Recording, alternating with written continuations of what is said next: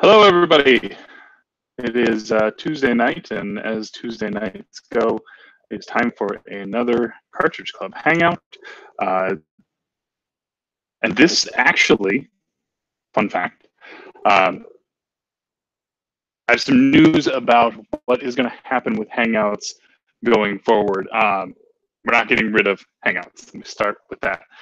But I am going to be moving them off of this channel into a dedicated one that's exclusive for those Hangouts. The reason for this is that the ultimate plan is that uh, by having it on a dedicated channel, it doesn't always have to be one person running them all the time. I find most commonly that uh, before me it was Cartridge Canuck, and currently it is me who runs them. And basically, if I'm not around, or if if at that time if Paul wasn't around, then the Hangouts just kind of didn't happen. And so, what I'm hoping is that by moving this to a dedicated channel for those Hangouts, somebody, myself, in sometimes, or in other weeks, it'll be somebody different, can run that. It gives me a chance to have a week off once in a while. Not that I won't be there, but over the next month or so, with this move and everything, it's going to be a little more difficult for me to dedicate as much time as I do every Tuesday to the Hangout. So, bit of news there. I'll reiterate that again when there's actually people watching and I see somebody's here. But yeah, so that's kind of the Hangout news. I will make sure that that link is plastered all over the place so that we can get to it. And hello, Yoshi. How are you? Getting names typed into Twitter here. I'm breaking. Oh. Okay. I may need to switch headsets. I thought that this was going to work. I thought this was going to be reliable. In fact, let me switch. I'm going to pull up a mic and see if that works better. Give me 1 second.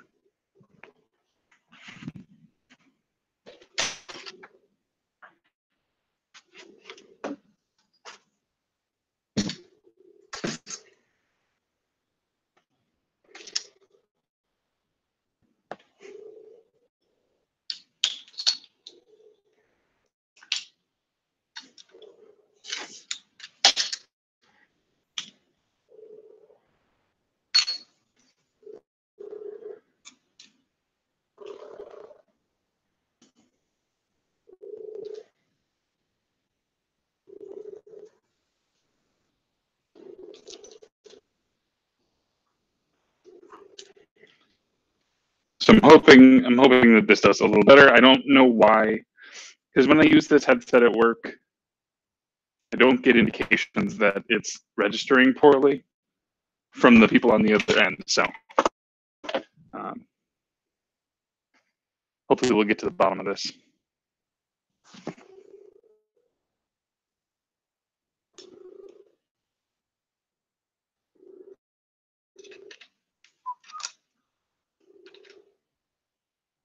Heavy. Yeah. Let's see what was going on with me this week. I went and saw Infinity War second time. I had some really strong feelings coming out of the first viewing of that, so I took some time to digest that, and then my wife hadn't seen it yet, and so we had an opportunity to go see it because we were at her parents' for Mother's Day, and so we went and saw it. And I still have some strong feelings about some of the aspects of the movie, but I'm not. I think I might be marginally less critical as I was initially. So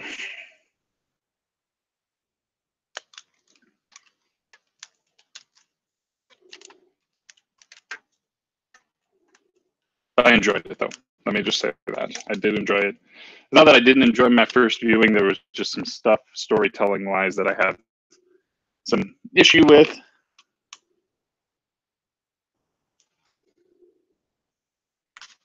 Which is to be expected when you have such a movie do some things that elicit a response. Obviously, you know, people are going to be inclined to have an opinion on it. So let me switch. Okay. Better or worse? Hoping it's better.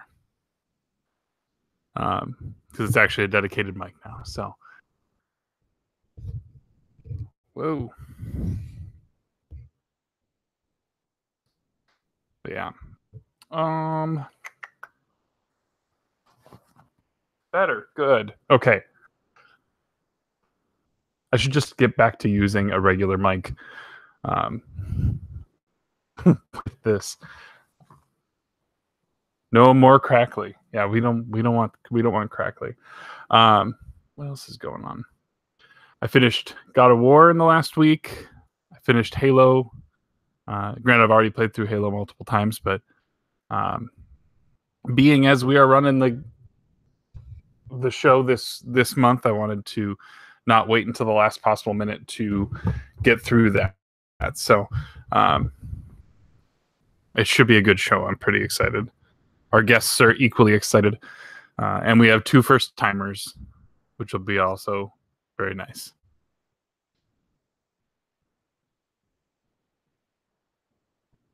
So, Chris, you had equal issues on the Hangout with a headset, because this is different than that Logitech one, but it seems like maybe this doesn't play well with whatever codecs that the Hangout is using or what, because I seem to take phone calls with it just fine when I'm at work. So whatever.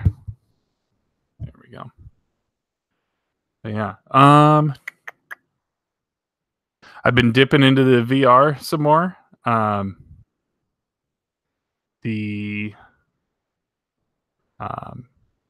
don't know if you caught the video. I'm blown away by the fact that my most recent video is my most viewed video in 5 days, which is kind of nuts. There's a lot of people who want to hear opinions about PlayStation VR, and I after having tried some stuff out, I generally am very pleased with the purchase. It was an impulse buy, and I was skeptical going in. And that's a combination that's kind of like you're setting yourself up for failure. But the most important thing is it didn't give me any motion sickness. I didn't anticipate that I would have issues with that, but I didn't have any motion sickness so far. Let me tweet this out. There we go. That's why there's probably nobody joining yet, is because I didn't send out the link. And if there's anyone else who wants to jump in, the link is on Twitter right now, or in the Discord if you want to go look at that. But I had initially, if you watch the video, I had sort of jumped into just kind of basic stuff. The Spider-Man demo was probably the most approachable thing, but it sold me on what, like, it made sense. It all made sense to me. Granted, I figured a good gallery kind of shooter type thing in that environment would work. But I've tried a few other things, and last night I played a bunch of Wipeout, and that is incredible. I really liked that.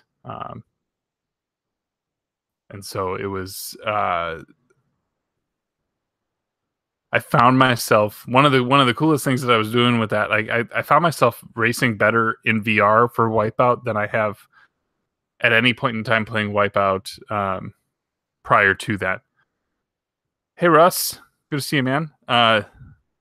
It's early on. We should have people jumping in at some point to just sort of hang out and chat. I was talking up my uh, latest VR attempts with some of the games that I have or some of the demos that I was trying out and stuff like that. So, but yeah, for some reason, Wipeout VR has been like I've been better.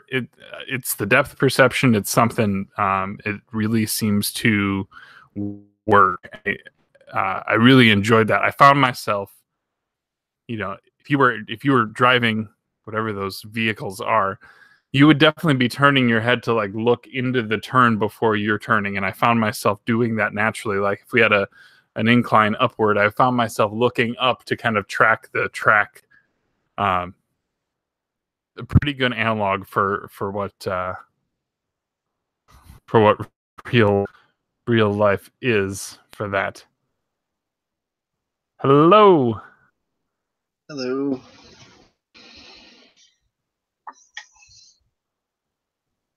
Hold on a second. I want to test something here. Test sound. Well, that could be.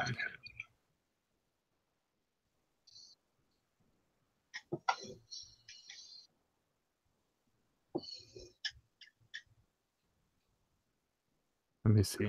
I'm not hearing you, and I think it's because of me. Well, I'm not speaking, so. Tell you what. Nothing but trouble. I have to speak before I can be heard, you know. Am I getting any echo or anything like that? Because I'm trying to decide if I should put on headphones or not. Improvise.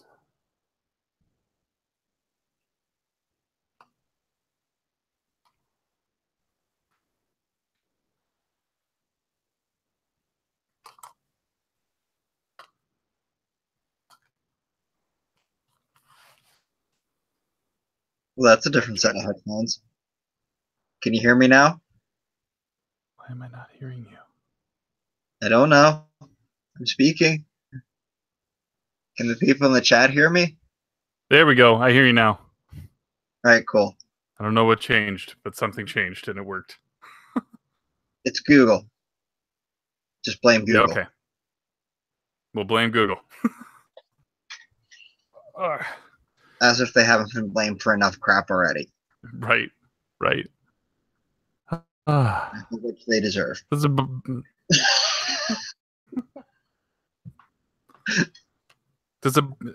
bummer you're not feeling great, man. Doesn't make me happy. I don't know what I'm supposed to do about it.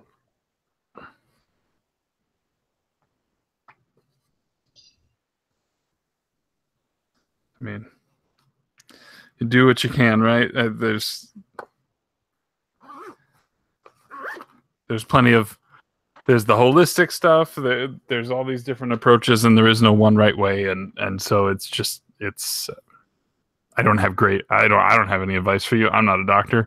Well, what I've gotten most of the time from anytime I ever go to my family doctor, it's generally like a 5-minute appointment. You walk in, you shake his hand, you say hello, you give him a brief description of what ails you, he writes you a prescription and sends you on your merry way. I think I need a new doctor. Or I need to go bug him again in about a week and be like, hey, it didn't work, still have pain, need something to figure this out. Yeah.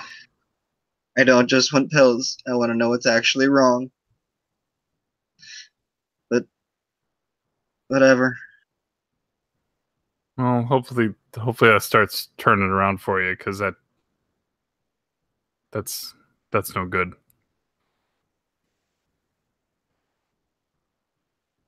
What are you playing lately? Let's see. I recently beat Xenosaga Episode 2. I recommend never playing that game. Go watch the 5-hour video on YouTube. You will have a much better experience. Really?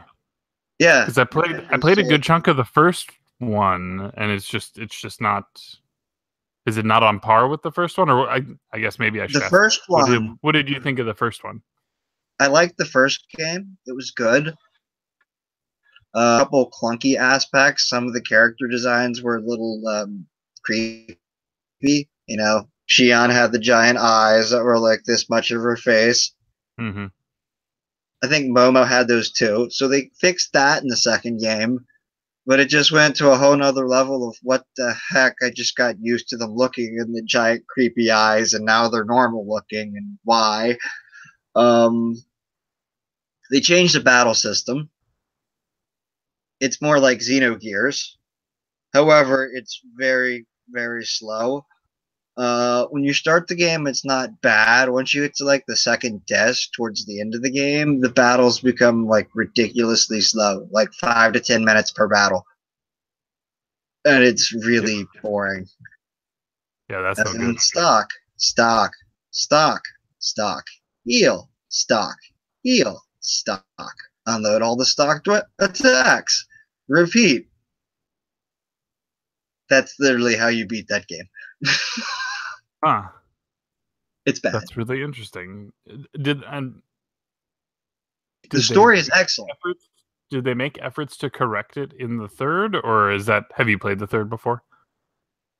I haven't, but from what I can see from the strategy guide and looking at the manual, they fixed it. They went back to a battle system more like the first game. Plus, that's what the internet says. Ask the internet about Xenosaga. They'll tell you the first game's good, the second game is garbage, and the third game is great. Huh. Okay. But I did enjoy the story of Xenosaga Episode 2. It was worth playing for that. However, unless you're like die hard into it and have the 30-some hours to spend, watch the movie on YouTube. I'll have to keep that in mind. I don't know that I was ever going to go back to it, but you know, as things are, there's that inevitability that it'll that they'll remaster it as a trilogy or something. Yeah, well, something I noticed earlier today was that the subtitles for the games are literally straight from works of Friedrich Nietzsche. Which I'm probably not pronouncing right. Like, your wills are mocked, the will to power. What is it? John Satz von Gut und Böse, which I'm probably mispronouncing. That pretty much means beyond good and evil, which is pretty much what the story of that game was about. Like, that's the neat thing, is the subtitle kind of gives you a hint as to what the story is about. If you understand I don't know if it's German or Dutch, something like that. Yeah, I see some of the chat, and yeah, most people don't have time to play Xenosaga. That's like a 90 to 100-hour commitment. Yeah, or more. Granted, the first game's only like 40 to 50 hours. The second game's about 30, and the third game's about 40, I think. Okay. So it's not horrendous, but once again, it could be like Monolith Soft's newest game, which took me 130 hours to beat, and I'd willingly go spend another 200 hours playing that game. But my backlog tells me not to. Well, yeah, I'm surprised that you're willing to string together RPGs like that. Like, well, part of it's like I literally cannot play action games right now because my left hand just doesn't have the like reflexes anymore. So I've just been playing a bunch of RPGs because it's basically what I can do. Okay, like, that makes sense. I literally don't have control over when this goes numb. No Wii bowling for you? No. Yeah. That makes sense. I wasn't considering that.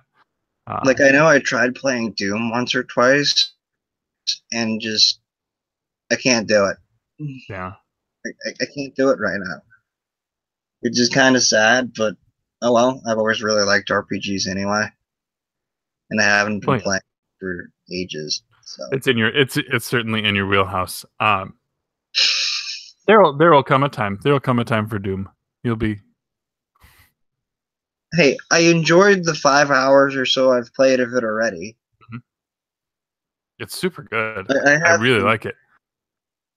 Well, I've been playing the Switch version, my lowly 720p 30 FPS Switch version. Yeah. That all And does the that so is that? Do you feel like that is still a good experience? yes, Okay. it's a phenomenal experience. Okay. Good. So literally, like, then again, I'm used to playing some games that run at like 5 to 10 frames per second, or 30 some years old. And I'm not as like picky about all the 4K HDR fancy, whatever the heck gaming's turned into these days. No, I understand. So that. It's you can put one of partially these on because your I can't face. afford it. Yeah, my older brother got one of those. He's tried to get me to strap it on my head, and my general reaction has been no thanks. I'll get motion sickness. Yeah. And I'll just be sitting there going, this is fake. Take it off my damn head. The nice thing is there's a good variety. And I don't mean to turn this into an ad for this, but I know that there's a lot of people who are like super curious about PSVR, and the problem is that there's not a great way to try it unless you know somebody who has it. Yeah.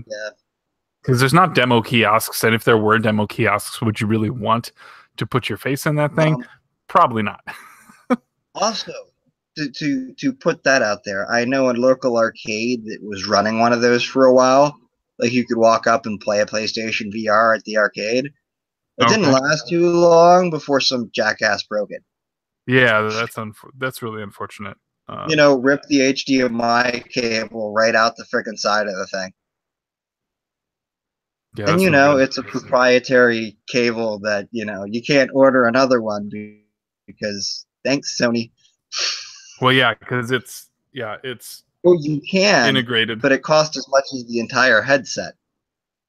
Well, that was Riggs's. Riggs had that whole thing happen with his. Yeah, you buy a new one. I still don't know what like that wire looked like it got eaten by something. I don't know what happened there, but yeah, I've been trying some things out. I was and there's varying levels of experiences. There's stuff that's not, you aren't physically moving in an environment, you're just sort of sitting there. Those I think would tend to be better for people who are prone to motion sickness or people who are afraid of that. I think you kind of ease yourself into it. There's some high speed stuff, Wipeout being a really good example of that. And if you're prone to, if you have a hard time sitting in the back of a car, playing Wipeout is probably not the best way to go about doing it. Yeah. I know my older brother has one, and half the time he just uses it as a glorified TV screen. It's great. It's great when you do have it that way. Yeah, because you just put it on your head, and then everything else disappears. Put it on your head, put some headphones on, and just... Even if it's not in VR mode, it's literally like you're in a private movie theater. All you hear is your game. And he loves it for that. That's pretty much the main reason he bought the thing. Yeah. The thing I wish I could do, because like it has integrated headphones that there's earbuds that just pop in right there. I wish there was a better way to put on like this kind of headset over it. So like put the headset on and put these over it, because although this has a little more weight to it, gives a better audio experience than an earbud does. I hate earbuds. I've always hated earbuds. I mean, prolonged earbud use leads to bad things for me. Always has. Well, I like the headphones I have now, but I'm not super fond of them. They were a gift. I wouldn't have bought this brand, but I've been using Beats for these wireless Nice. Beats for a while, That's good. and they're good headphones, but they kind of have a death grip on your head. Well, it's because they're trying to keep everything else out, right? A little bit, probably. I don't know. They're good headphones, but I have a couple complaints about them. Nothing Yeah. super, like, major. They're definitely not worth whatever crazy price tag, my parents paid for them. Well, that's why that's why you buy them during Black Friday, and then Yeah, you're that's not basically dealing what with. he did. He said he got some crazy deal on it, and I'm like, you still paid too much. Was the general gist I gave him. I'm like, I would have been happy with like a budget crap cheapo pair of Bluetooth headphones off of eBay. You don't have to go buy me those. We're not going to pay with Amazon or whatever. Yeah. But no, it's funny because if you go back to like this time last year when I was talking E3, I was like, VR is not for me. It's not a concept that I even really was remotely interested in. And so, yes, I made an impulse decision because the price was right, and I'm so far so good. And I haven't even played the real stuff yet. Stuff like Farpoint and What, Doom VR? Doom VR. Yeah, I tried Skyrim, but I was playing it with like the default configuration, which is not the ideal way. I wish I had known that going in, because I might have had a different assessment of that. But I was using like the mobility on it was just not ideal, because you kind of had to like point. You were like pointing at a spot, and you're like, teleport me there, and you just kind of zip around. So you were using it with the Move too, huh? I was using the Move controllers, and a lot of people have told me and recommended that there are far better ways to configure the settings to have more fluid motion. And so I'll have to give those. I haven't given those a try because I've been trying out some of these other games like Glorified Wiimotes. The problem is, at least on a Wiimote, I know where the buttons are. Like, this is a foreign controller to me, so I know where the big button is, and I know where the trigger is, but figuring out which one of the other buttons is something I'm just not used to yet. But the general gamer's predicament, where the majority of controllers, we can just pick up and figure it out as long as you keep it somewhat standard to like the Super Nintendo, PlayStation, Xbox type controllers. Yeah. As soon as you go outside of that, we start getting confused. Well, even on those, the X button's in a different spot on all of them. Yeah, between like the GameCube, the PlayStation, the yeah, the Xbox, the Wii U and Switch Pro controller, like those Nintendo can't even keep the X button in the same spot. Yeah. It's ridiculous. Just remember. It's too funny. So yeah, when you get told to press X, yes, very old meme. Gamers don't know which button to press when you tell them to press X. Just sort of mash it, just pound on the controller. The existential crisis of game controllers. That's right.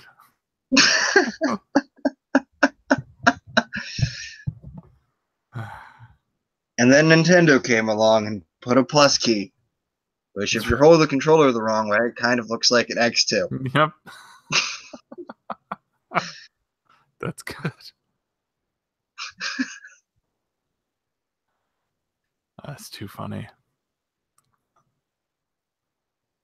Yeah, I still haven't bought extra Joy-Cons.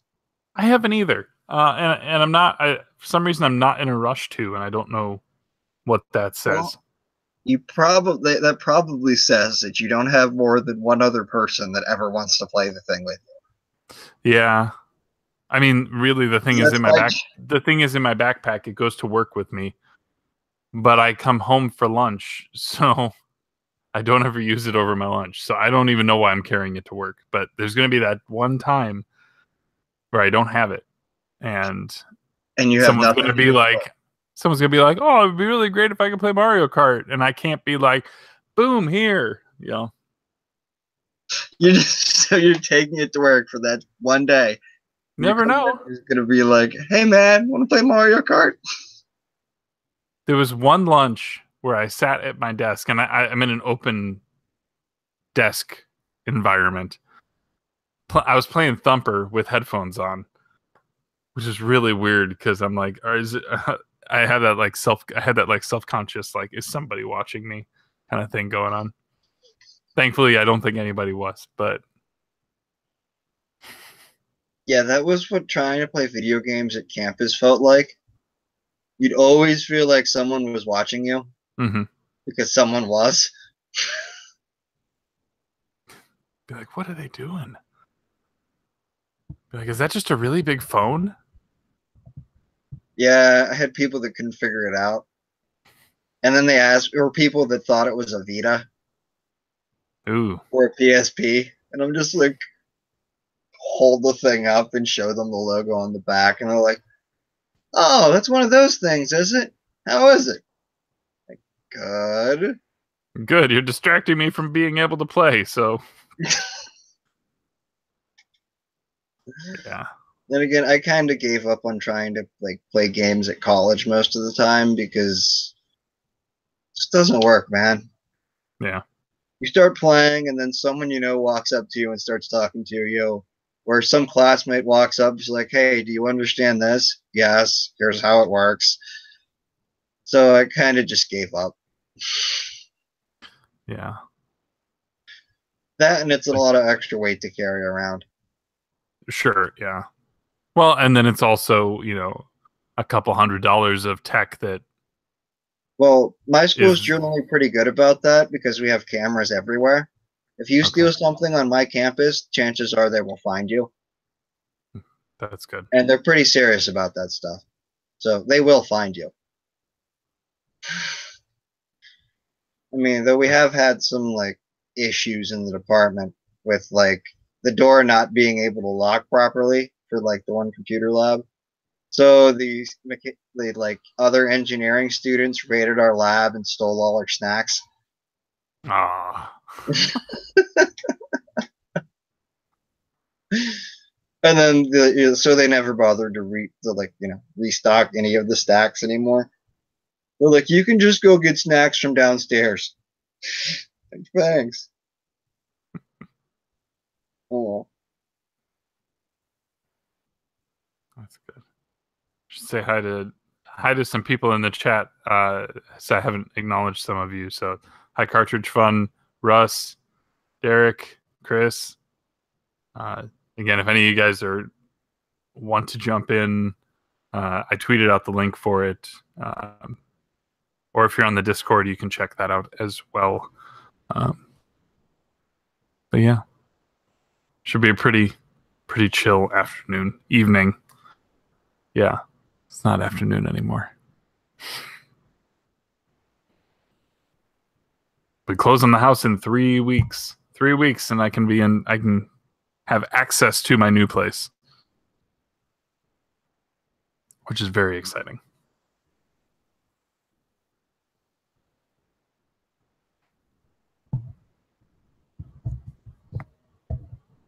Go figure. I buy a new phone, and they're like, hey, look, we got a new phone coming out. Who announced the new phone? Nokia. Nokia phones are actually really surprisingly good.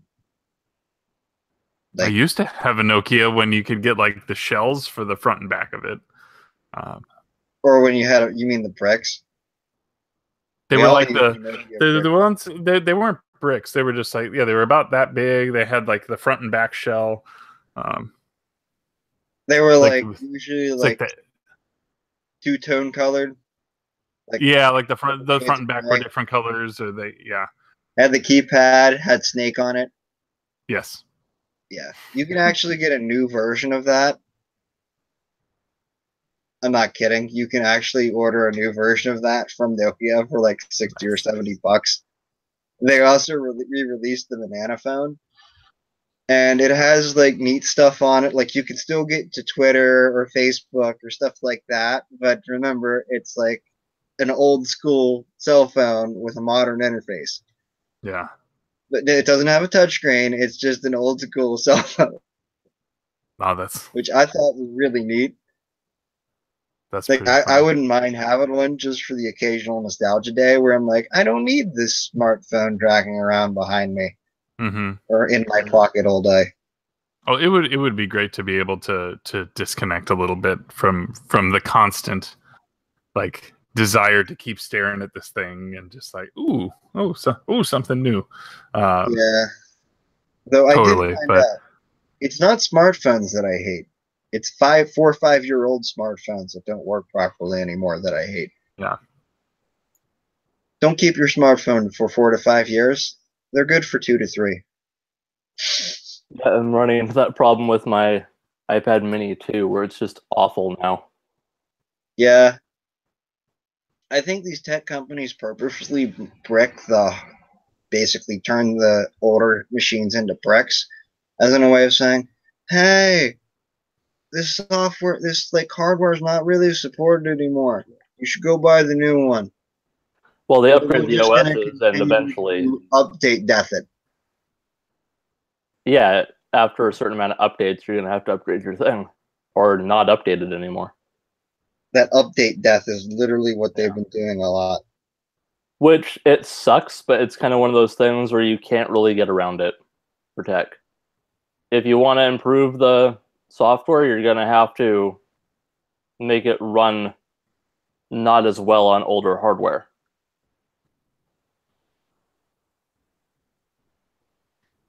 Hi, Fit. How are you? Good. I only unmuted myself while I was eating to make a pun, but I'm Hey. here now. There you go.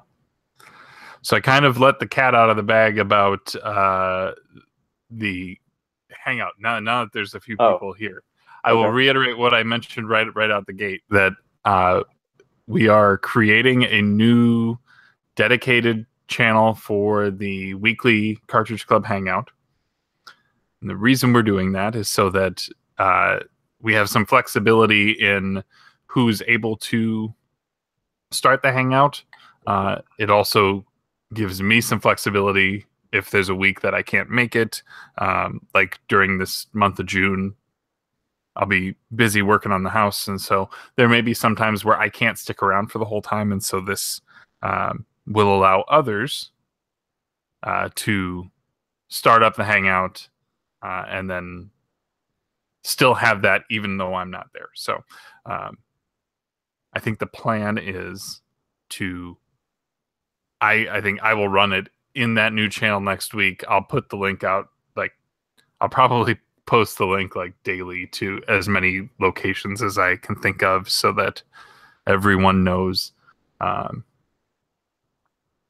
yeah, there's some other little details, but Yeah, it's going to be nice to have that flexibility where it's just like it's in one central location no matter who's hosting it. Yep, exactly. The other nice thing is that we'll connect it to the club Twitter, so that maybe there's people who don't follow me, but if they follow the club, then maybe they'll want to watch along, something like that. Yeah, just a little bit more reach, community-wise. I think so. But yeah.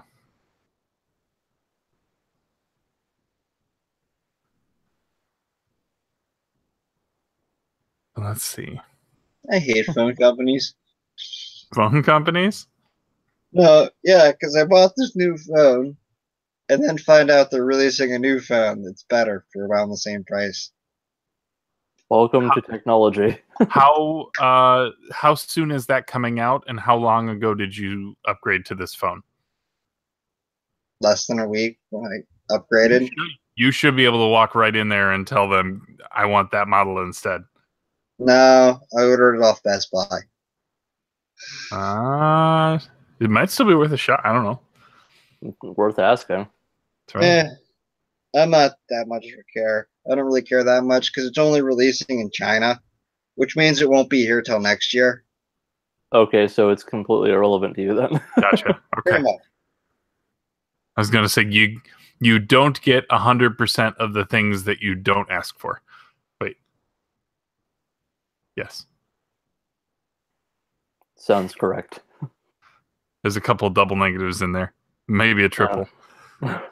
Oh, I see. It's pretty much a leaked phone at this point that wasn't supposed to come out, be known Well, about. because everything leaks nowadays. Everything. Yep. Yeah. We can't have secrets anymore. Nobody. Oh, by the way, apparently, according to this thing, Nintendo is finally going to sell NES Classic Editions in Canada. Congratulations, Canada viewers. You can go buy your NES Classic Editions. And me, I can actually go get one. Did they not come out in Canada before? Because I wasn't looking for them at the time. No, they did. I Andre thought has so. one. Bill has one. Joe has one. I just never actually bothered to get one. Well, then whoever wrote this news article is an idiot. Okay. Unless they are specific to Quebec. Maybe, yeah, that would make sense. Because there's some we'll read special restrictions to like what is on the box for it to be sellable in the province. Oh, I think it's basically just them saying like the first run was like unbuyable for the most part because it was just a bunch of scalpers that got them. Yeah. Mostly.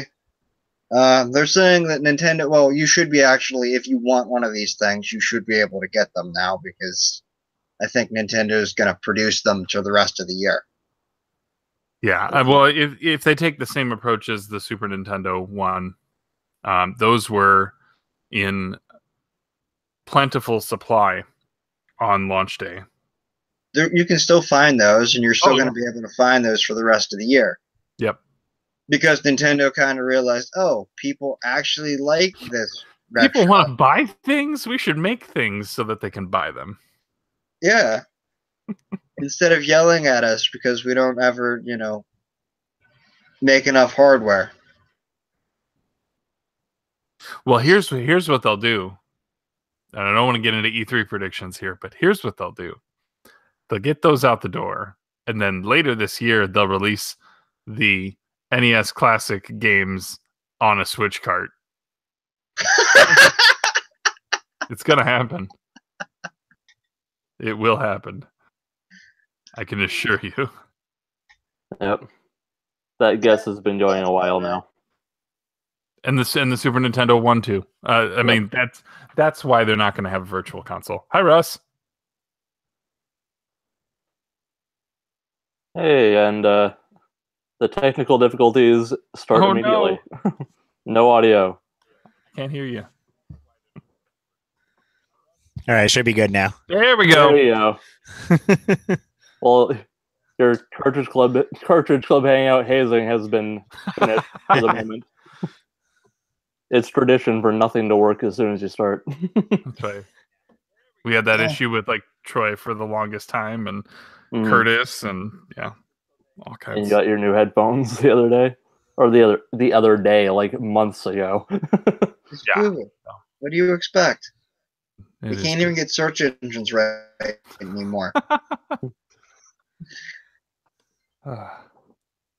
So, Russ, congrats on the completion of Ninja Gaiden. Yeah, nice. I mean, it's not super official since I did use some save states on it, but like getting the patterns down and beating it in one life from where you have to start is like impossible. Yeah. Dude, even beating that game with save states is evil. Because I did that cheating crap out of it way like 4 or 5 years ago.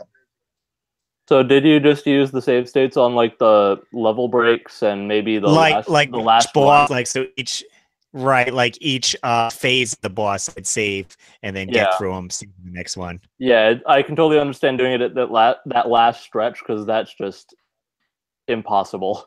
Well, there's showing people on the live stream, like when you die, it's like you go so far back. Yeah, at that point you're gonna get people that are just tired of seeing the same area over and over again. Right. Much like you will be if you do it the normal way. Right. It's just a test of patience at that point, right? Yeah, I've gotten as far as the boss in like phase 1, and that's where I tapped out. Just playing it on the NES.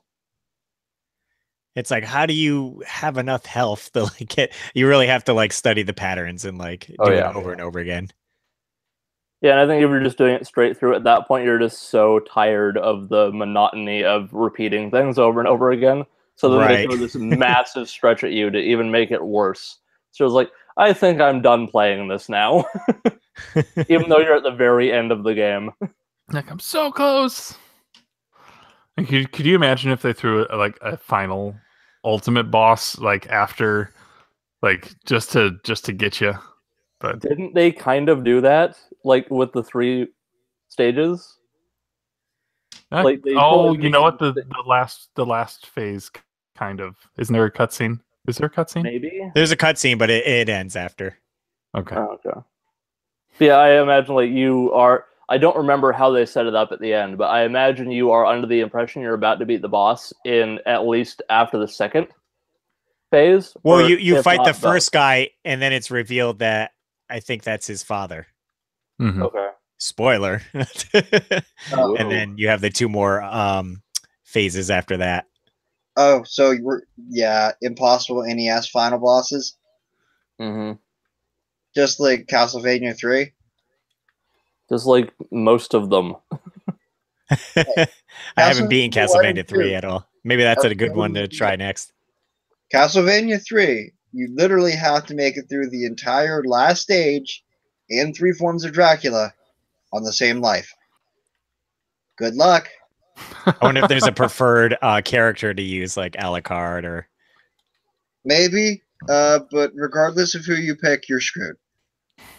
Unless you were very, very good at Castlevania. Yeah. I think as soon as you start up a Castlevania, damn it, Castlevania game, you're pretty much screwed because you've started a Castlevania game. Hey, I'm gonna say the first one's not that bad. No, I don't mean to jump on bad, topic. It's just annoying. Like it's hard. Did you guys see the new Castlevania that's coming out? Basically, the mobile game, or no, this is for. Well, it's not really. It's NES inspired. If you backed Bloodstain, this is like an early access NES game. Oh, okay. I plan on buying that flat out for the Switch whenever I can.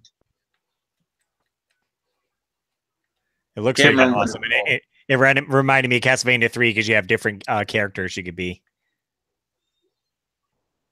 The S Squad's in the chat. Oh, nice. Hi, George and Angel. That's right. I haven't seen those guys in a while, so it's good to see you guys. And they want to know, Russ, what you doing. Of course they do. I'm actually playing Splatoon 2. Nice. And chatting. Nice.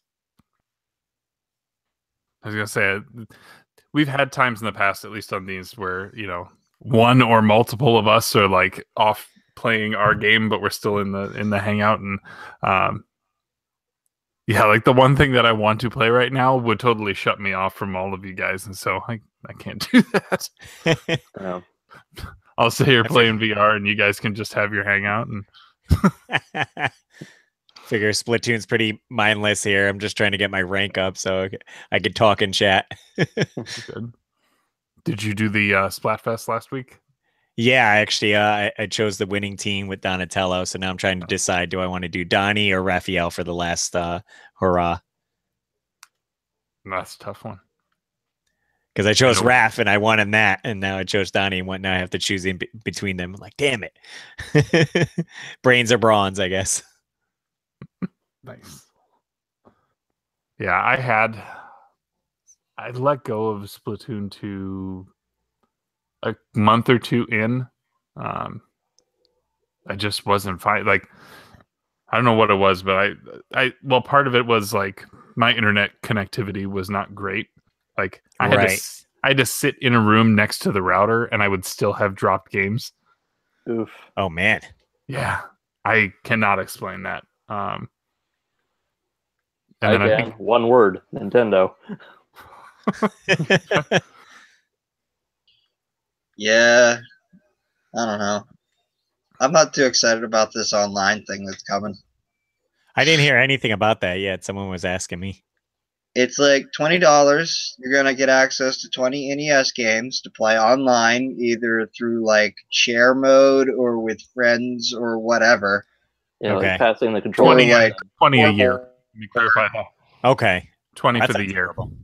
No, the pricing structure is great, but I have some nervousness about that being not enough. Like they should be charging more because they should be putting more into the infrastructure to make this work. I gotcha. That's what I'm nervous about. But cloud saves come with it, Yeah. which is what like PlayStation Plus locks cloud saves behind Well, that membership. So cloud saves, I think, is going to be the big buying feature for most people with this, because as it is right now, all of your save files are locked to your dedicated Switch hardware. Mhm. mhm. Like Yeah. if your Switch dies, there goes all your saves. Ah, there goes Breath of the Wild. There goes. There goes that 130 some hours I spent on Xenoblade Chronicles 2, etc. All the things. Should also point out that that's 20 a year for one person, Yes. or you can do like I think it's like 35 or 40. It's 35 in 35 the US, and I think it's for the US. 44 Canadian, Probably. something like So that's where I was getting confused. But it's that much if you want 7 people associated on the membership. But it's like 20 for one person, 35, 40 in Canada for 7 people on one service account. One Switch. One Switch. that. It's the family plan. Yeah. As in, you're all on the same Switch. No, you might want to check that. Yeah. I heard somebody saying that was doesn't matter how many switches. Yes, Mars. Nintendo is perfect. Yeah, what a unique thing for him to post in the chat. Is it perfect or Breaking things down. perfect? Musty's cat's gonna start chiming in here in a second. She's resting right now. She's got an appointment tomorrow, so just Oh. check up. Just check up tomorrow. Slow down. Yeah, I figure we'd get her clean bill of health before we put a whole bunch of stress on her moving her into a new house. Sure, clean bill of health. Here's some. Yeah, here's then- here's some. Don't Here's do some that. sleepy No, poison. No. Just make you go to sleep, Mr. Cat. Come in the cage, kitty. I don't know about you, but every time I've ever had to take a cat to the vet, they cry and cry and cry and act like you're doing the worst thing ever in the world to them. No, That's should- pretty much cats in general. well, I mean, does anyone want to go to the doctor? No, because you go to the doctor and they don't really help you that much. Usually. Well, it depends if you're hurt. Also true. Hi, Ryan, by the way. Hello.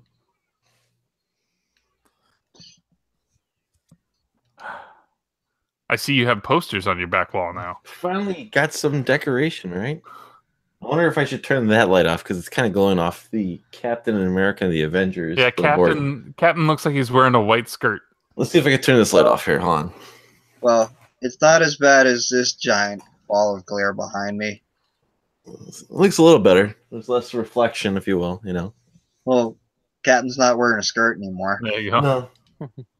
I got a couple more. I might put another one over there. I got a few here. Deciding what I'm going to probably do. Probably gonna go with. I was aiming with Space Harrier, keeping arcade theme to the side wall.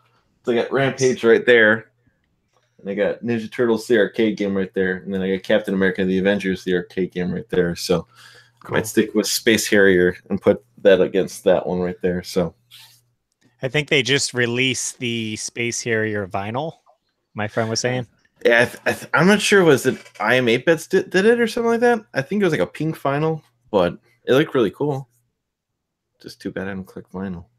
I got enough things to click right now. But Oh, Mars. There was a minute there where I was like, ooh, video game soundtracks on vinyl will be awesome to start getting into. And then I realized I don't even have a turntable. So Yeah. I have a. what am I gonna portable- do? I actually have two, but it's one of those things where it's like they're big. I've been You looking know? for one. But like finding a retro tube-based turntable is kind of hard, and then there's the whole like aspect of having to rip the thing apart to refurbish it so it'll work. Go to But a I know record store. there's Or go to a turntables, go to a but- thrift store. You'll find a couple record players. Yeah, those will work. not around here. It's like, I'd You rather might need not to put replace my- the needle. Yeah. Yeah. If you came to the thrift stylus. stores around here, Kevin's gonna want to hear me say that's called a stylus. He's also one of those phony balonies that believes records sound better than CD. So You are Thought you calling called him that out. analog He can't groove. defend himself. hell yeah! Oh, I'm gonna Bill's call here him out. too. Yeah, that's soundophile Bill. well, it hasn't been sampled and turned into digital and all that digital. All the good stuff. You've summoned the wrath of the vinyl collectors. Bring it. Yeah. Well, in their defense, it does all stay in analog format. It doesn't go into the digital domain. While most of the modern media formats are completely digital, as in they have to sample it, and there's all the errors and stuff that come with that. However, sufficient bits neglect that issue.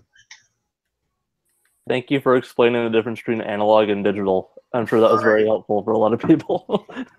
Electronics nerd knows too much. I don't. The joke is that that's like pretty common knowledge. Anyway, Really? Digital equals Probably. compression? Not always, Mars. But yeah, I can see that. The truth is I just prefer the convenience. Of, Oh, yeah. I guess, digital over. Yeah, Yeah. digital's very convenient. I think I Oh, bought a just- CD a couple months back, and then I was like, I want to get another one. And it's like, now I already spent more than what a streaming service would be. yeah, I saw an album that I wanted. Sorry to cut you off. Yoshi. I saw a CD that I wanted like a month ago, and it was $25 for some reason. It's like, why in the What? hell?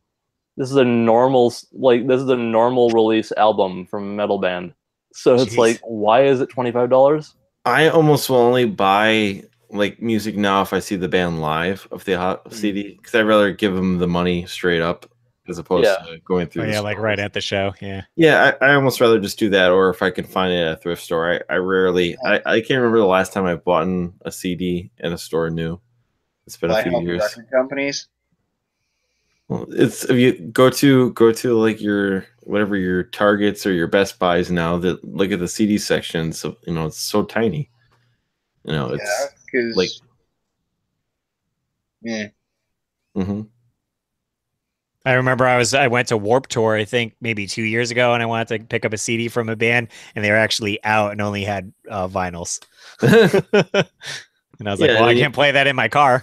Well, that and then you also have to carry that around too, right? Right. Yeah. And Yeah, then what if all it day. breaks or whatever? And That's the only difficulty. But if you can wait till almost the end of a show, you can scoop it up. right. Um, Yeah. And then they sure go into your car. I'm lazy. I just stream internet radio through my cell phone. Illegally? No, No. legally. I listen to ads. I just listen to music on YouTube. Yeah, that's kind That's of also right a good now. thing, except YouTube doesn't like to stay open when Well, YouTube on the browser when I, can have the browser minimized, but I can still listen to it. yeah. Well, I mean on like phone when I'm walking around and stuff. Kind of hard to listen to YouTube off the phone because it's like you go to use something else and it's like you don't have YouTube Red. You should give us money if you want to use this feature. RedTube? You talking about RedTube? Watch it. No, that's porn. Oh, really? No. Yeah, we Interesting. learned Talking we about- learned all about that on the latest Retro Fandango. That's true. That's true. Wait. They went into RedTube. Deep talks in the RedTube. It was like a half hour all about it. So What the hell, guys? Didn't that come up on the last Fandango too? that's what we're talking about. The last half hour of Fandango was just pure RedTube talk.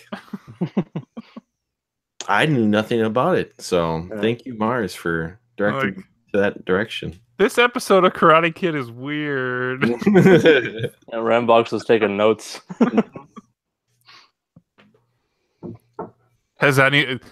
All seriousness, has anyone watched Cobra Kai yet?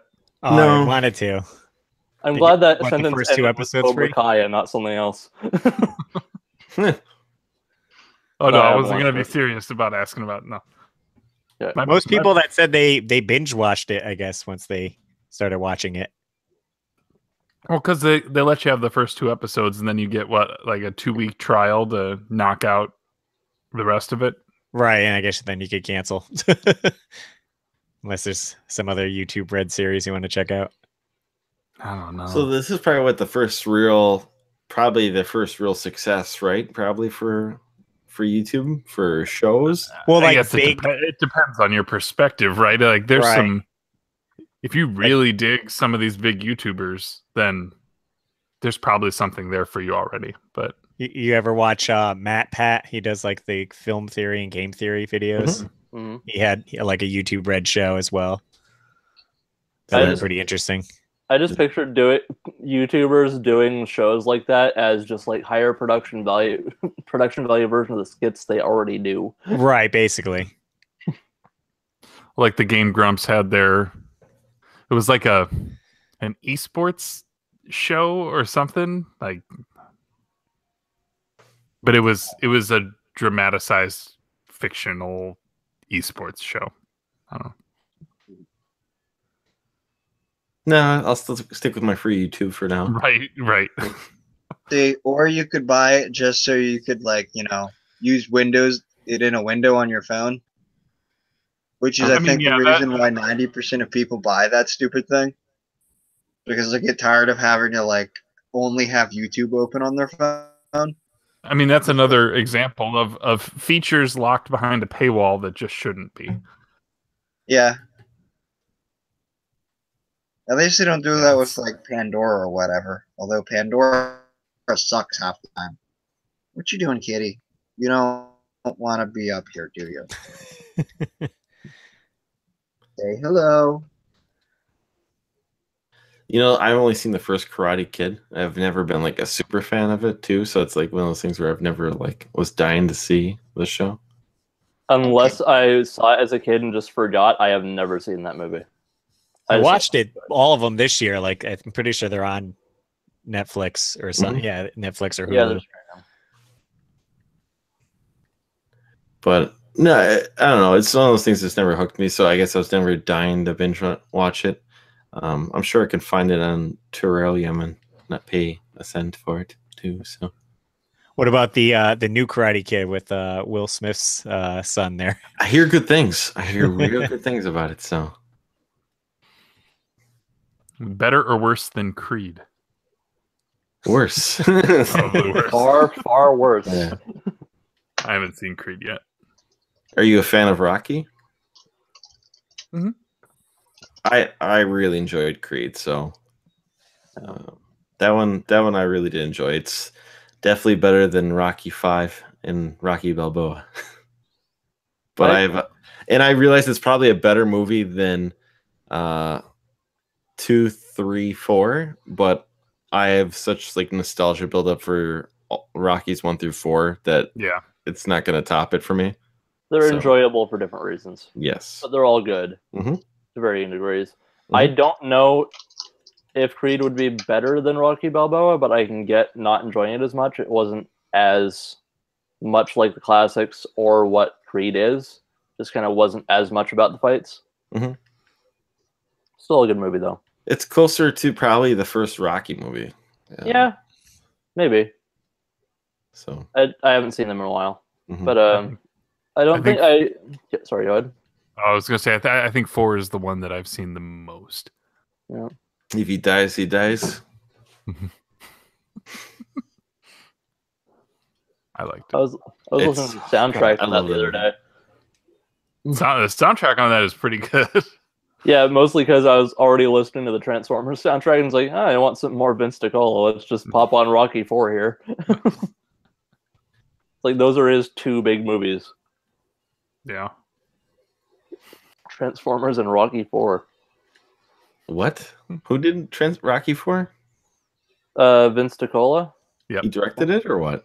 No, No, that's the soundtrack. The Oh, soundtrack. okay, okay. The score. So I think it was Stallone, but I'm not 100% Yeah, but on that one. he also did the score for the Transformers Sure, movie, sure, so all the synth stuff.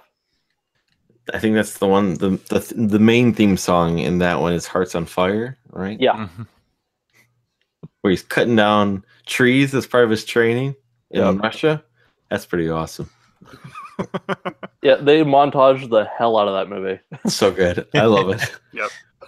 Like, even compared to the other montages, that one was just like, how do we make this just more than the Mhm. other ones? Yeah, What? that training montage is intense. Mhm. Doing upside down pull-ups in a barn in Russia. Yeah. That would get you running through the snow, like rolling trees or whatever the hell he was doing. in Drago, as they call it. Or was he Drago is rolling? doing his steroids and robot treatment while Rocky's just cutting down trees and doing sit-ups, you know. What a movie. Nothing more American propaganda than that, you know. If he could change, and I could change. And yeah, and he convinces the Soviet Union to cheer for the United States, right? In Russia. Perfect. You know. Apollo Creed, what's it called? Stop this fight, and I'll never forgive you for it. He throws a towel right after he dies. Spoilers for Rocky 4. Spoilers, but good times. Yeah. I don't think I enjoyed Creed as much as I would have if it hadn't been so built up before I watched it. Like, I didn't think it was bad or anything. I just think it was a little bit overhyped for me personally beforehand. I think it was deserving of it. It just kind of dampened my personal enjoyment. You know what I mean? Sure, and honestly, I could do without probably less of the relationship part of the movie. Yeah, a little bit. I think that one I think sidetracks a little bit of Creed from being better, where I think if they cut a little bit of that out, I think that's more for like a mass audience, where I think that takes away 10-15 minutes of the movie, slows it down a little bit, where I think but yeah, not take it out entirely, just slightly less. yeah, and maybe you can do something more with that in the second movie, because they're going to be a sequel, so which I don't know if you guys are aware of. It's about Ivan Drago's son. That's right. Yeah, I did hear that. That's going to be awesome. And Stallone's directing it, so you know it's going to be good.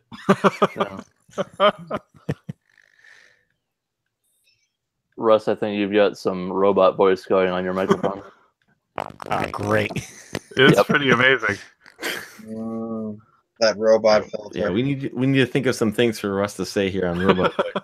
Exterminate! Exterminate! Come on. I can't remember any Borg jokes. This is a failure for me. You could just say Danger Will Robinson. I can only think of the what's called Flight of the Conchords, you know, robot song to say like the humans are dead, you know. Oh god. Or just start singing some Daft Punk. There you go. I know who he is. But I don't know. Good times. Good talk there. But I always go for some Rocky talk. Has everyone watched the Predator trailer? It looks awful, man. I don't think it looks awful, but it looks fine. It just looks like a Predator movie. A PG-13 Predator movie. I don't think it's PG-13. But I could be wrong. I have a good feeling it's gonna be, just by the look of it. But that's just my speculation. Is that coming out this year or next year? This year, I think in October. It's this year. Around Halloween. Yeah. Okay. I'm just looking up on IMDb the rating. It's I still am gonna say the best. It might still second be Predator movie. The second best Maybe. Predator movie is Alien vs. Predator 2, and I will stand by that statement. Requiem. Yeah, Yes. I don't know how I feel about that. Like, that was the more enjoyable of those two movies for sure, just because it was so campy and dumb, but in a fun way. Oh, it's great. It's so over the top. It's Had the great. guy had like the comic relief from Rescue Me in it, Yep, that's right. as like one of the main characters. It's just It's so good. It's so over the top. It's great. Oh, I'd recommend anyone watch Who it Loves is so Overtime. teen slasher. But Well, versus Predator, which was PG, okay, and they do stuff like the Predator making the female lead a junior Predator by carving a little J in her face, in her cheek, and then he makes a weapon for her. 'Cause she's like, "Hey, Predator, you're not going anywhere without me." And then he's just like, "Arr," and he rips apart an alien. And he's like, "Arr," gives her a weapon, and like then they start like fighting aliens together. It's terrible. Yeah. I remember that. And they ride a saw that. slide. Okay, They we're ride a going there. slide. They ride I a saw that slide in the right on the freaking ground. theater. God, I saw it in the theater too because it came. I got a free ticket when you Oh. bought Predator on DVD. They give you a free pass to go see Alien vs Predator. I can't find the rating on IMDb, but that might be just me failing at it. It was Oh. and I don't like Predator 2 too much. I do. So do I, I do. to a lesser degree, but Is it it's still Donald a decent Glover's movie. or Danny Glover's? Is it Danny Glover? Danny. I think so, Donald yeah. Glover is the singer, right? Is it because of his pants that he wears in that movie? You I think see, he wears. that's why I like it, is because of Yeah. his pants. Because I think he's got sweatpants with a belt loop. I do not know. Oh, jeez. I'm pretty positive he wears Well, like there's the whole, like- jogging pants with with a belt loop where you can wear a belt with your jogging pants. The thing that I remember most is the whole meat locker sequence, Yeah, It's a good and sequence. like throwing the disc through all the sides of beef, Mhm. and Gary Busey being all crazy, which I guess is just normal now. yeah. Normal BC. Normal Busey. Yeah, I was in a movie with him. I mean, I was an extra in a movie that he was in, but No, you don't have to say that. You were in a movie with him. I was there. I was in the same baseball stadium as he was. Now I can't remember the name. I know it's Rookie of the Year, but I It can't is. remember what he's got a baseball like name for that movie, I believe. Chet Stedman. There you go. Yeah, I think the new Predator looks most like Predators and AVP2. Like, it just kind of has that vibe combination with a little bit of the first one. Is this a like, this isn't a sequential thing, right? This is supposed to be almost like a reimagining of. I thought this one is of Predator 2 doesn't take place. It's like this is supposed to be Predator 2. So we're Retconning. well. There's some stuff in Predator 2 that I thought was interesting, like the fact that he won't kill her because of her secret. Yeah. Like those kind of things. I found those very interesting storytelling aspects. There's good aspects to all of them. It's just the second and third ones are nowhere near as good as the first one. Yeah. And they kind of stray from the concept a little too much. Well, the second one does. The third one sticks to it a little too closely, almost. Well, the thing is, it's the first one's like the best environment for it, right? Oh You're in yeah, the middle of the jungle. absolutely. Yeah. That's the thing is, it's what do you do? Do you stick with the environment or you try something different? And there's nothing that really seems to have worked. I understand that third was it Predators was the third one, right? Yeah, Predators. That was okay, but I don't know. There are good elements, but they reference the first one too much, especially at the end. But there were good aspects to it. To all of them. It's just there's never been like a really good one since the first one, and you kind of played out that concept after the first one. The first one's one of the best action films of all time, too. Yeah. If not the best, I like that movie a lot, and I don't even know if I'd go that far. It's very enjoyable. Ain't got no time to bleed. I like the meme they have of Arnold and the other guy doing like the most epic handshake ever. Yeah. Dylan. You son of a bitch. That's okay. You would have been pushing pencils. They got you pushing too many pencils. So you're gonna I hurt have yourself. no idea how bad or good that was. It's amazing. It's like the best, like, bro, 80s muscle. I meant my impersonation, but still. It's so good that it's like the perfect. You know, you have Jesse the Ventura. Yeah, no, It they was basically Carl Weathers. Expendables Yeah. before Expendables. Yep. pretty much, yeah. And I think they said originally, and I don't remember if this was in the original Fandango talk about Predator, but I think Van Damme was supposed to be the Predator. Yes. That's Yeah. right, but then they said like he wasn't wa- going to get any on-screen time, so he's like, "Why am I going to do it?" Like you wouldn't see him. Or he wasn't imposing enough for whatever reason they gave. And the costume was weird. Yeah, I think maybe want to do that classic Van Damme split probably with it, you know. yeah, and that would have been funny to see the Predator do that. But I think maybe how the original suit looked may have also played an aspect to him leaving. I don't remember the details. That was mind blowing for me as a kid, man. I remember like the next day at school because I watched it like edited for television, but that was good enough for me. Like the next day of school when that mask came off, I was like, "Holy crap, man!" I'm just sketching in books the next day at school what I saw. That was awesome. Yeah, I think the funniest, like other than like the dub over lines and stuff like Big Lebowski, but like the funniest TV edit thing I have seen is Boondock Saints, where the entire sequence between Willem Dafoe like walking up to knock on the door and the guy getting shot in the room is cut. So it just hard cuts to a guy screaming on the floor with no context whatsoever. I thought you were gonna say Die Hard for a minute there because I think Die No. Hard's got some like good like ice cream lines or something like that where they replace words with like ice cream. Yeah, like the Big Lebowski one is like, this is what happens when you find a stranger in the Alps. Yeah. Oh, there's the snakes on the plane one that you like to bring up. I think I've brought that up a couple times, but it's been a while. God, I can't remember the entire thing. Monkey fighting snakes on this Monday to Friday plane. That's the one, yeah. Yeah, it took me a second to get there.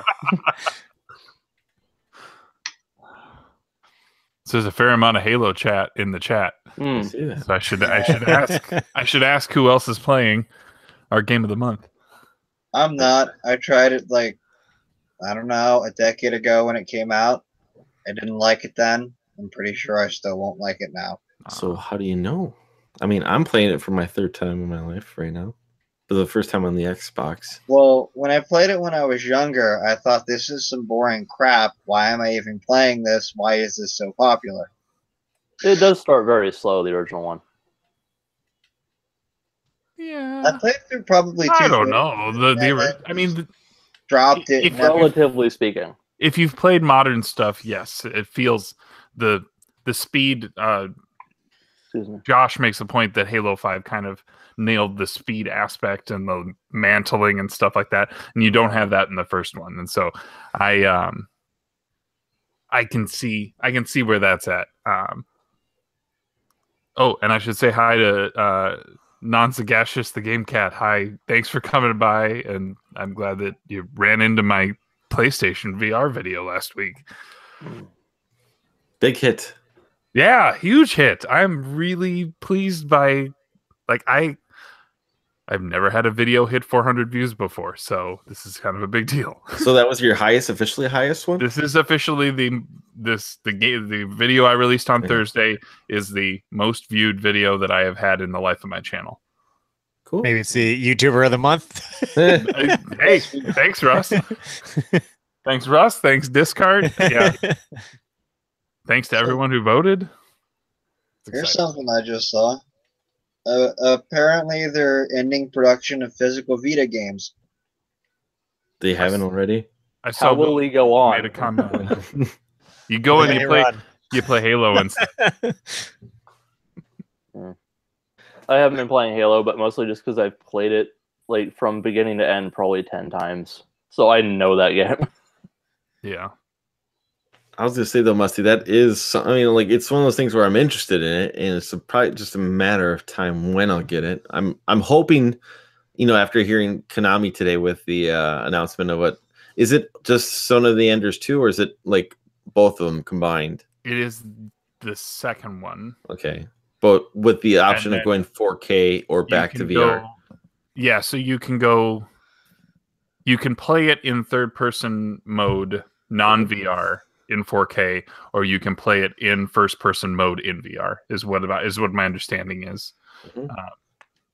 Yeah. I mean, that's cool. I want more.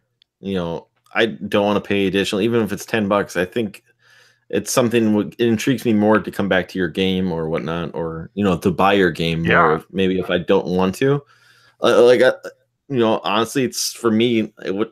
Granted, I was going to get because I associate Resident Evil with PlayStation, but to me, it's more of a selling point. Like if I was having a hard time deciding, well, I can play Resident Evil 7 in VR as a free option, and I can't do it on Xbox. It's something for me where it's a selling point for me, basically. Well, yeah, like so.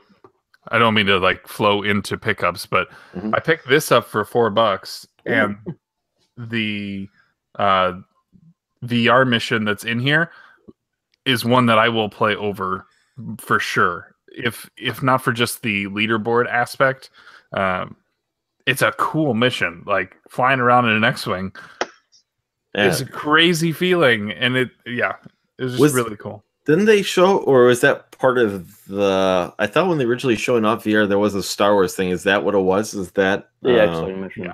Okay. Yes. And you sort of cross paths with Rogue One character, like K2SO.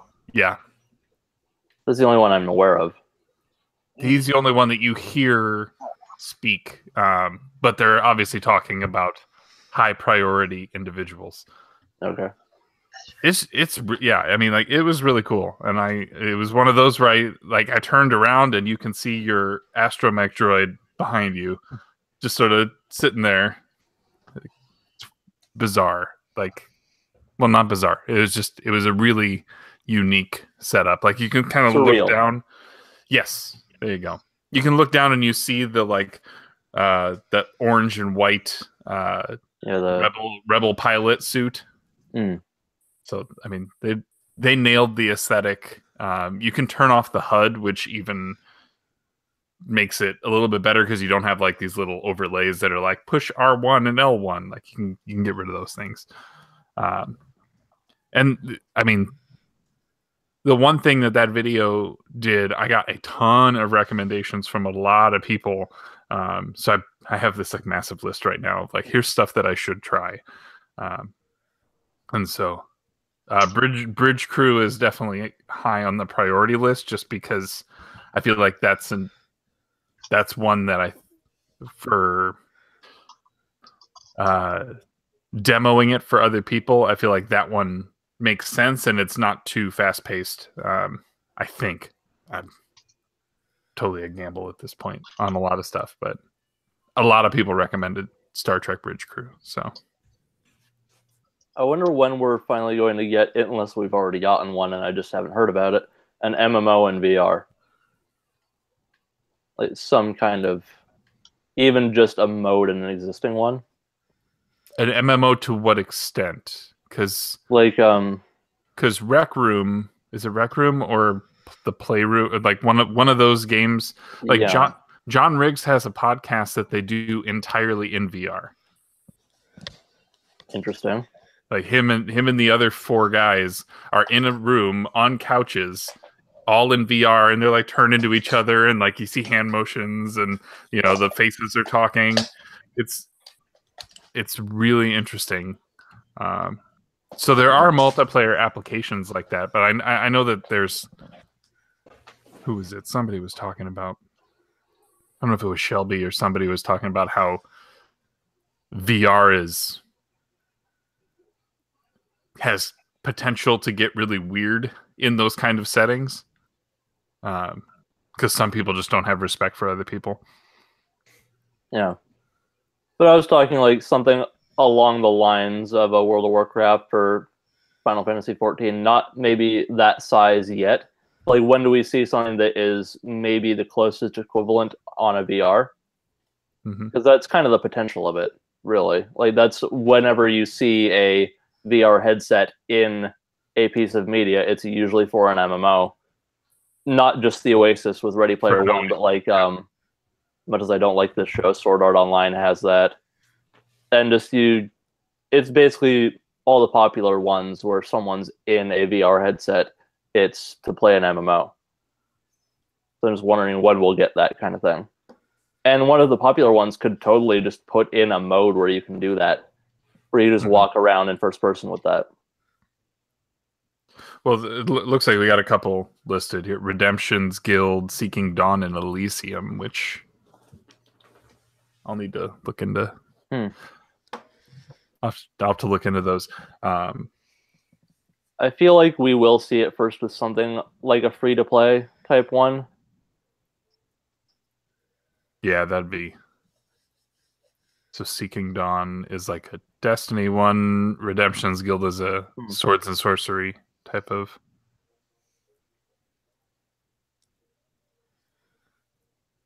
And I have a guess Elysium is space, but... Okay, well, I'll have to look into that. But no, I'm pleased.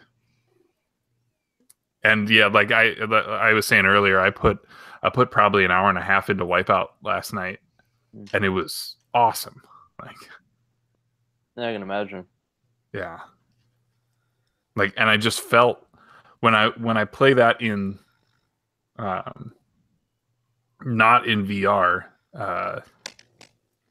it was like I had a hard time steering and stuff like this, but the depth and sort of the ability to kind of judge distance made that a ton improved for me. So Elysium is GTA had a baby with The Sims in VR.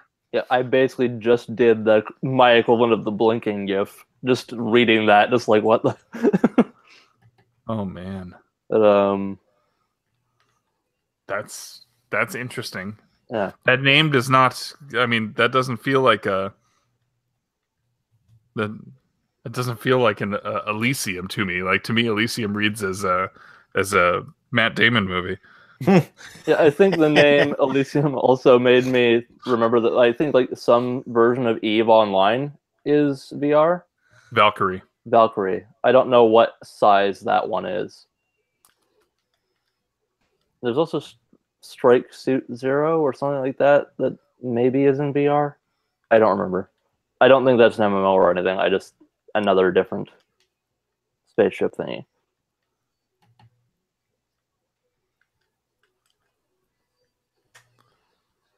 I should probably research that so I can describe it as something other than spaceship thingy. To see if there even is a spaceship in it. That's good. I should probably say, hi, Chris. How are you?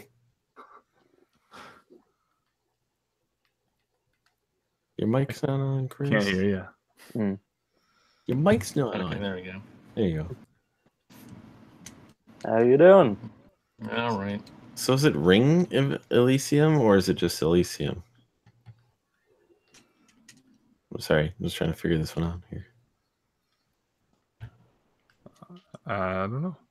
I'm looking now. Riveting. Riveting stream we got going right now. Welcome to the actual all over Google place. Hangouts, where people are just Googling things. That's right. Hey, we had a pretty good run there talking about Rocky and stuff. So Yeah. We can go back. I'd be happy to talk about Rocky. Project Elysium. Oh, and all this stuff is just in the last week that they've been talking about this. I see it. I think it's just called Elysium because it's Elysium VR, maybe. Yep. I'll take this opportunity to step away for a minute. I'll be back. Bill says go back to RedTube talk. Okay. Any recommendations for there, Bill? You know. No, we're not doing that. Oh. Disable links. We've had, Paul had plenty of trouble when he RedTube VR.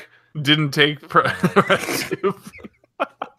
You should do a review on that, Musty. Let me know. Oh, That's like a selling point for me, man. I might be buying it tomorrow if you tell me about that.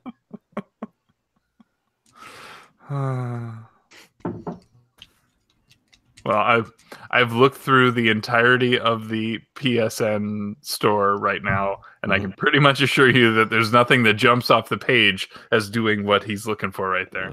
Can you still visit the browser? The PlayStation browser there? There is a PlayStation browser. Yes. Excellent. You can do anything that you can do on your PS4 right now. Excellent.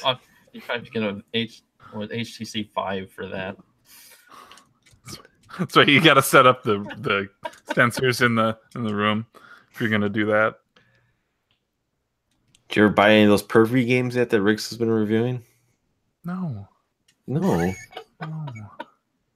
All I have right now is PSV or PlayStation VR Worlds, Skyrim, Wipeout, and there isn't a Games you say? there isn't a Dead or Alive volleyball yet for that VR yet.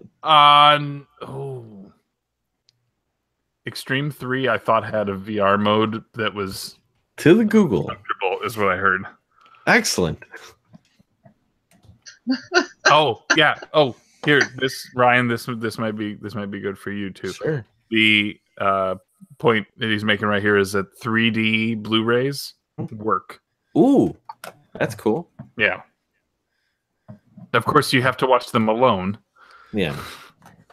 But To be honest, though, I don't have any 3D Blu-rays, and I think they only make them in the UK now. I think they don't like they stopped making them in the United States. Like if you want a 3D version of Black Panther, you have to order it from like Amazon Europe or something like that. They don't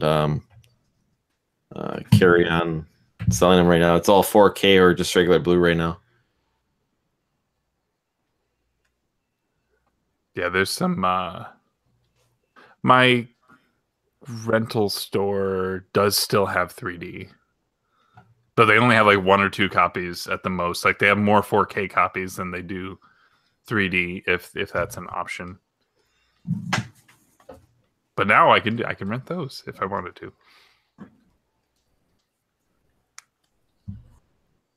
And he says all the Marvel stuff is in 3D, or like it's at least available.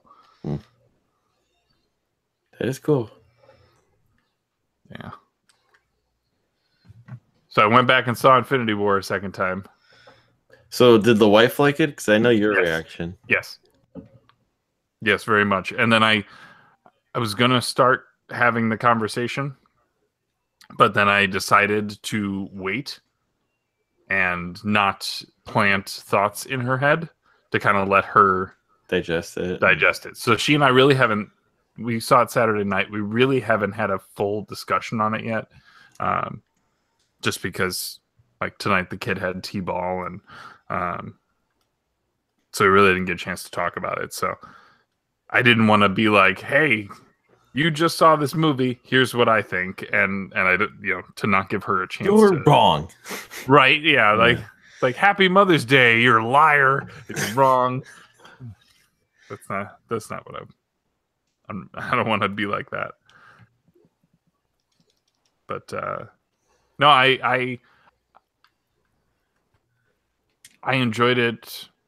I still have some criticisms on narrative storytelling and just standard movie structure.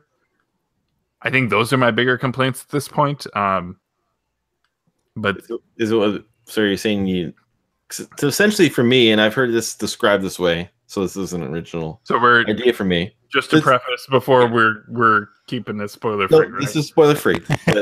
But just structurally, I've heard this described, and I just want to know if this is something that maybe is what you're not favoring. But the movie is essentially 3/3 acts. Does that make sense? I've heard that described Yeah. that way, and I kind of agree with it. But to me, it didn't bother me. I kind of liked it. Essentially, the way I look at it is, if you've been following the last 10 years, basically, there's no need for a first, a second, and a third. You don't need a whole lot of introduction. You can go straight into this if you've been paying attention for the last 10 years, Yeah, that's true. That's true. And and there's not going to be a perfect way to do this type of an ensemble movie. Mhm. But there were, I think my biggest thing is how. Damn you! I need to tread lightly, but how. We should do that eventually, where we'll do a last hour discussion on, we can put up the spoiler warning. We'll give people a couple more weeks or something like that before we can. Yeah, I think that's fair. I do want to see it a second time. I have yet to see it a second time, so maybe I can get a clearer judgment more that time too. Black Panther came out today, so I can watch that before finally going and seeing that movie. Yeah, I didn't pick that up today, but probably tomorrow. Yeah. That's okay. So I will withhold my thought on what I was going to say because I don't want to save it for a couple weeks. Yeah, we'll do it in a couple weeks. Write it down. Oh, it's written down. I don't write. Let's just say this. I don't write, and I wrote 2 pages worth of commentary because I needed to get it out of my head. I saw it. I shared it. I was like, here's what I thought, guys. Like, I didn't want to be like, I didn't want to do each sentence. I was just like, here you go. I'm putting it all out on one big page. You guys can go read it on your own, and then you can, don't at me.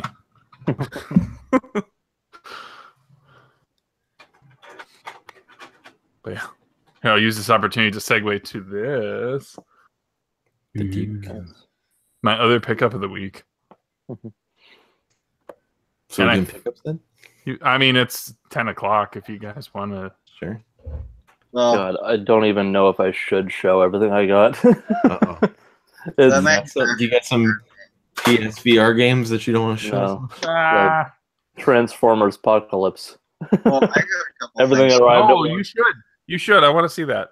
But yeah, so I picked up the Duke controller. I did an unboxing that I released on late Friday night. I finished Halo with this, and it felt good. I like that they added shoulder buttons. I kind of acknowledged that in the unboxing, but they added additional shoulder buttons here and here to mirror the black and white buttons. But they're not exactly ideal if you are only a index finger trigger user. Because if you are trying to shift from here to here, that's a big throw distance there. A long walk. It is. That's worse than that Wii U throw distance.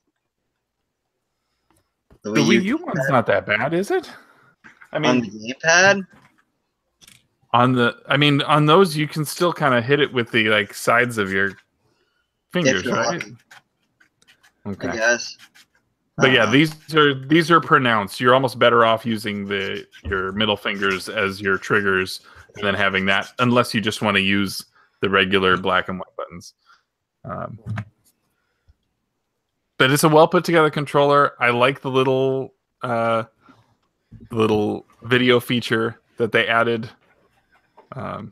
If you don't know what I'm talking about, you should just go watch the unboxing because I do that thing 5 or 6 times at least. I'm glad that I picked it up. The only thing that stinks is that it's wired only, but I get it. Microsoft is very protective of their proprietary wireless technology. So. Oh boy, I wonder what it's using. There's only so many things to choose from.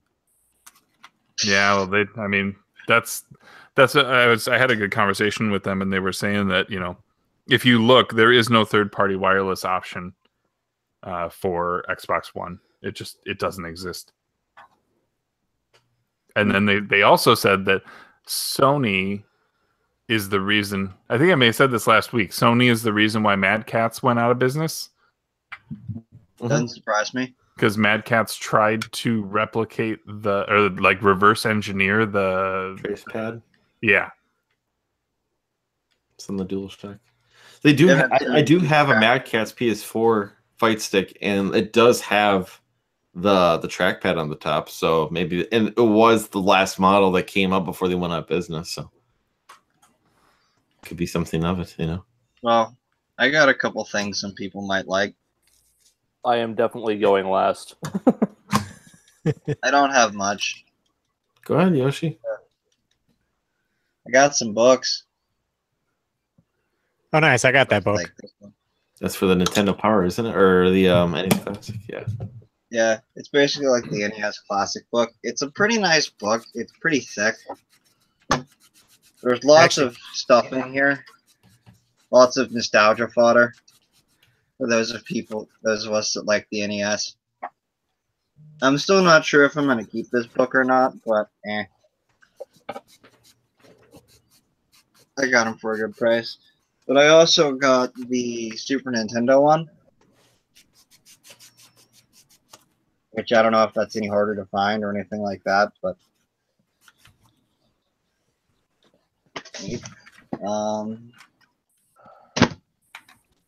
good for books.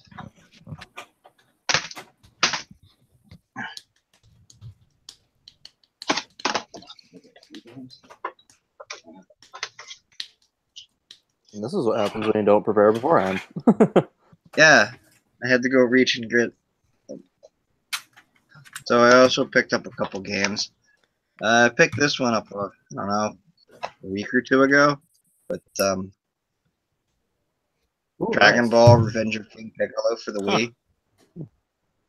The voice It says acting, you that's can so use bad. two controllers and the Classic Controller Pro.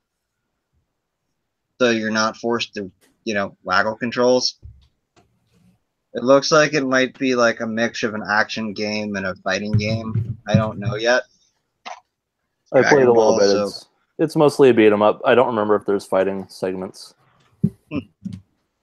I also picked up Breath of Fire 4 for the PS1.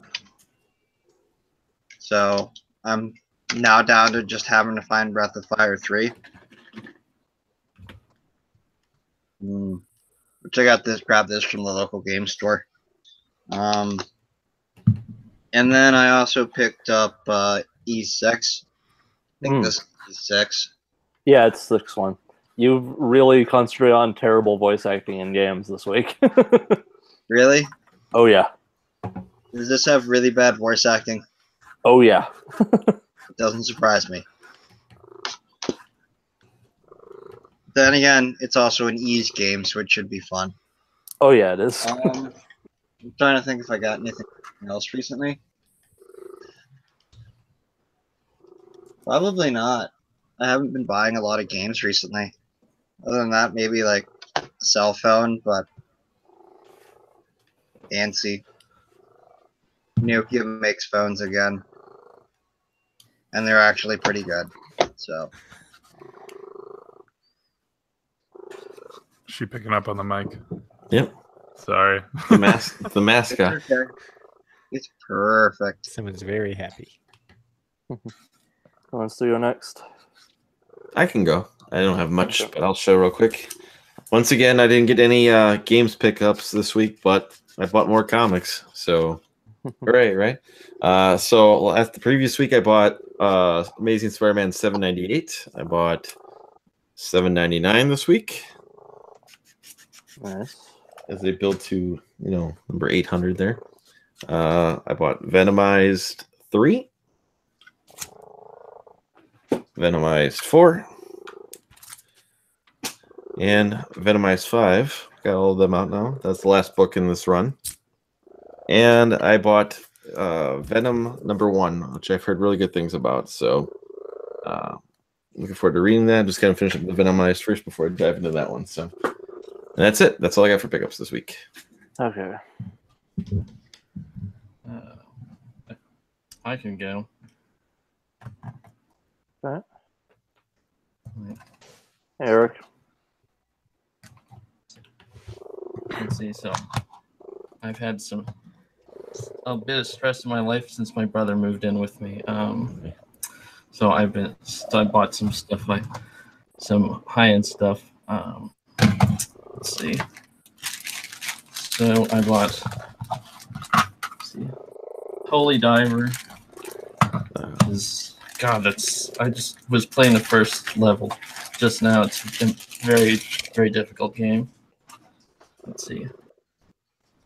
So that's the last of my Mega Man games. Yay. Let's see. And this one I eventually play for the console challenge. That's a great game. Which game? Earthworm. Earthworm Jim. Okay. I think the Genesis one's a bit better, but let's see. Zombie Ate My Neighbors. And then, so I finished the first Phoenix Wright Ace Attorney game, so I think Shelby told me to buy the next one, so I did. So that's it. You just didn't buy the digital. Actually, it's not near. Actually, here it is. Let's see. So, hooray! They came back. Huzzah. The return. And that's it. Okay, anyone else? Hi, Eric. You're muted. Mr. Framemeister himself. Hello. Meister. Meister Q Dog. Hey. Next, he's going to be hunting for an RGB NES. Yep, I'm getting there. And one of them RGB Master Systems. Oh, wait a second. Yeah. I don't think you got to work too hard for that one. Nope. I've been talking to Chris and Ryan and VG Collectaholic and Will about RGB cables. Yeah, those get to be a pain in the ass. Yeah. You spend a lot of money to get good ones. Yeah. It's expensive. Have you tried out any of the cables you got to see how it looks? Mm-mm. Melissa's mom's... Waiting for the good stuff to come in first? No. Melissa's mom is in town, or was. She left today, and I haven't had a chance to try the thing out, but next couple of days. But I'm gonna have to redo my whole setup. I'm out of HDMI ports. I'm out of outlets. I don't have any. You get a couple. You get a couple HDMI. You get a couple back when you put the Framemeister in. It has 2 built in. I think just a pass through. Yeah, I know. Yeah, it does. It does have 2. So I got to figure out how I want to hook stuff up. But I'll probably try it out with component and composite in the next couple of days. There's all the settings, firmware updates. Translation patches, right? Because I think it comes on a Japanese. I think it comes on Japanese, but you can update the firmware so it's in English. Yeah. Yeah, I have to flash it. Oh, I thought you could just go into the menu and change the language setting. No, I think you have to download. You have to get a micro SD card and yeah, I've got and put it on there. I've got one. It's only 512 megabytes though, so hopefully it'll be big enough for the firmware update. Is there a mute shortcut for the Hangout, by the way, just because I've got this cough? So that would be quicker if there's a shortcut, or I can just hover over it. It's fine. I don't think there is a shortcut, no. Okay, I shall just hover over the button then. Yeah, over your button, yeah. That's your best choice. Where's the Framemeister? Is it by the TV then, Eric? You mean where is it now? Yes. It's in its box, next to the Lego Millennium Falcon. Mm. It was up in my bookshelf. We put it up there for our video, but I haven't really. You had to finish the Giant Millennium Falcon before you were allowed to buy anything else. No. Well, yeah. I don't know. No, that wasn't the. No, that actually wasn't the stipulation. I just mentioned it to Melissa and said, "Hey, look, this thing's on Amazon," and she was okay with it. But, Okay. Yeah, I don't know what to say. I have to pay back. I've still got several $100s I got to pay back. I have to figure out a way to earn some money to pay for the Millennium Falcon. Like, I have to listen to Dollar Dorks and sell some stuff on eBay. Mm-hmm. That's right. Find That's some okay. boots. That engineering money will pay for it eventually. Well, this isn't coming out of the household budget, so I'm going to have to sell off some of my old toys to get rid of it. To pay it off. It's all in the spreadsheet. Speaking of toys, should I get my pickups over with? Sure. Unless anyone else needs to go. All you. Okay, this is going to take a while. Okay, I think I'll go in order of purchase because there's massive eBay a lot at the end of this. But of course, I got stuff before that, so everything ended up arriving in the same week.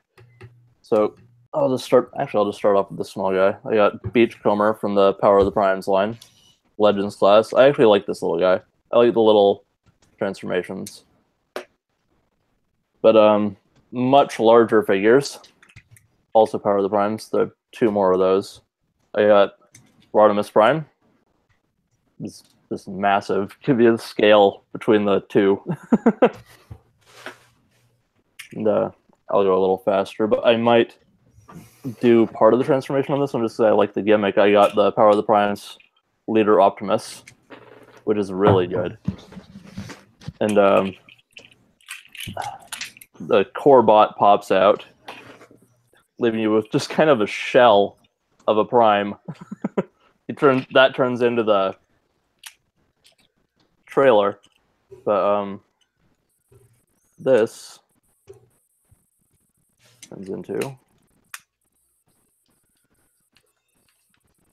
stupid hands. Need to get those out.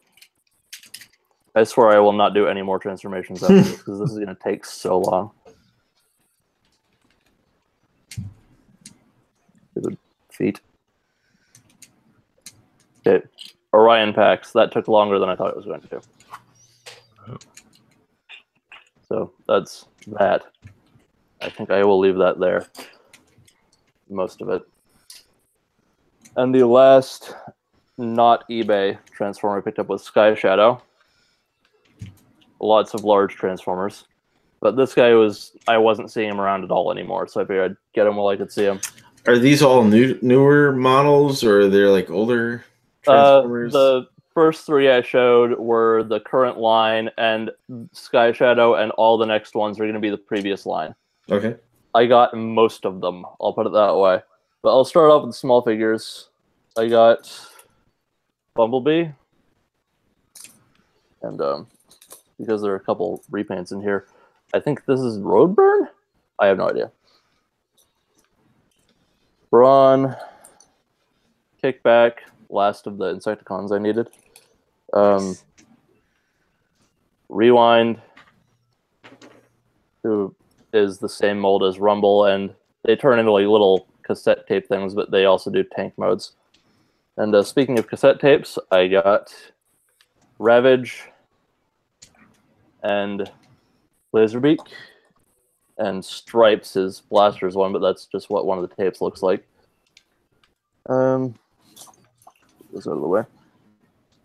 Gnaw, one of the Sharkticons from the movie. And Wheelie.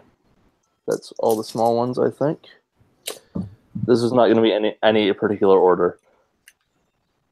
And now for the Lexus Hardhead. Quake, same mold but Decepticon. Eyebrow. Chrome Dome. Breakaway? Cup.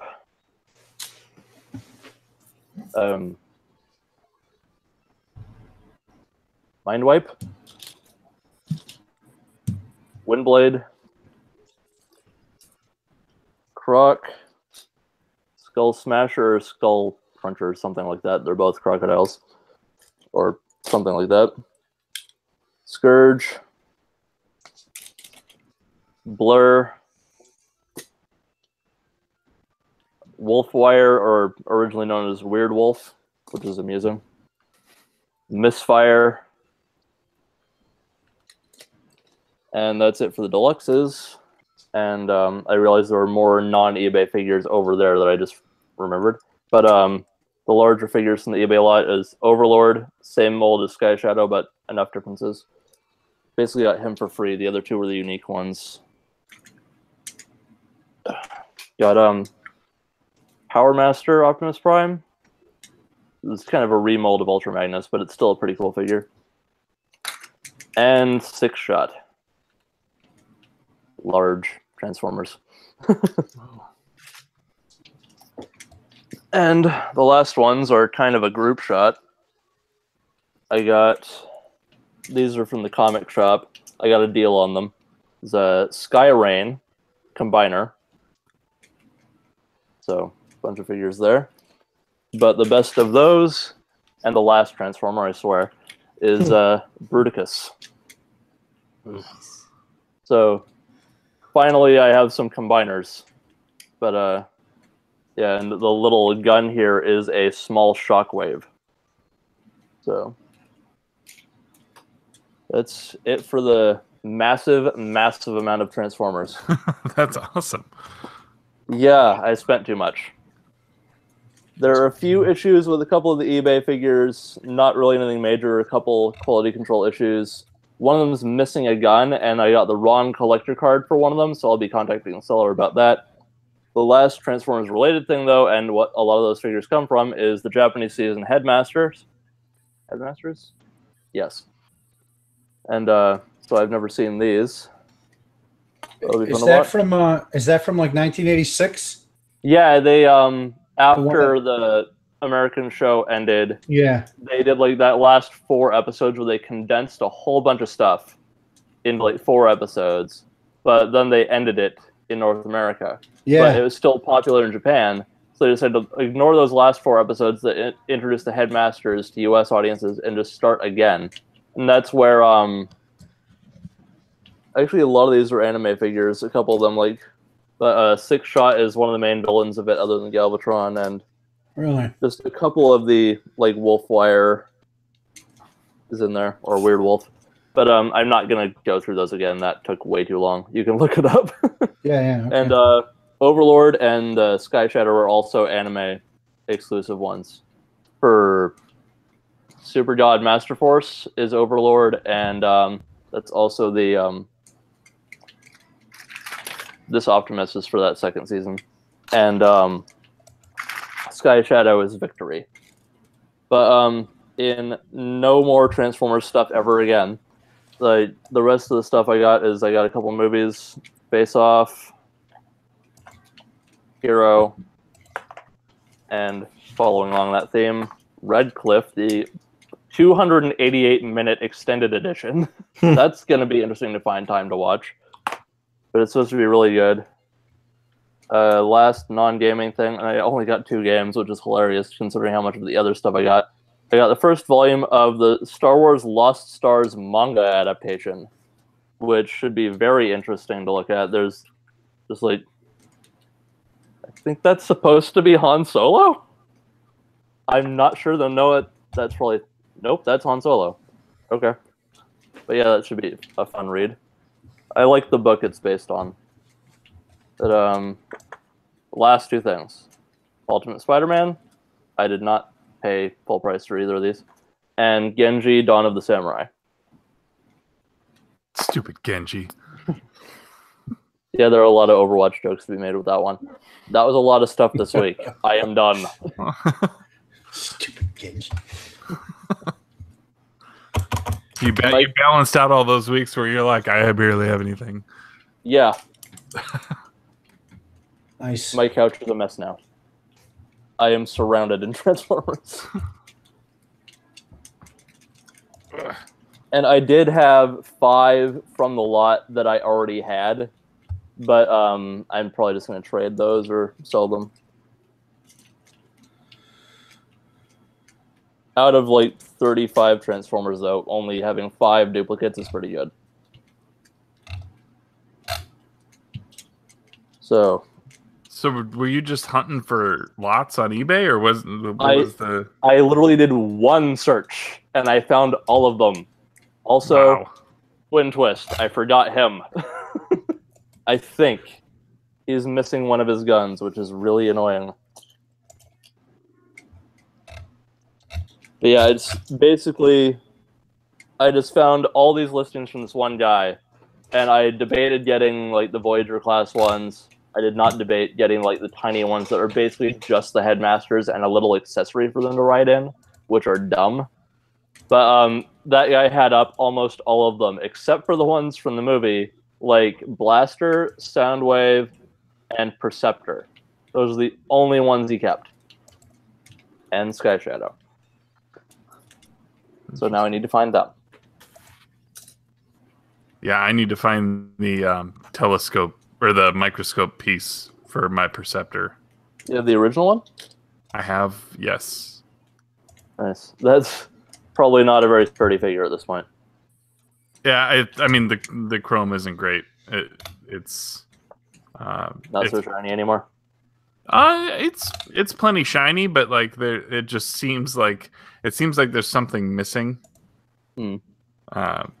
Obviously, not having that piece is a big deal in like all three modes.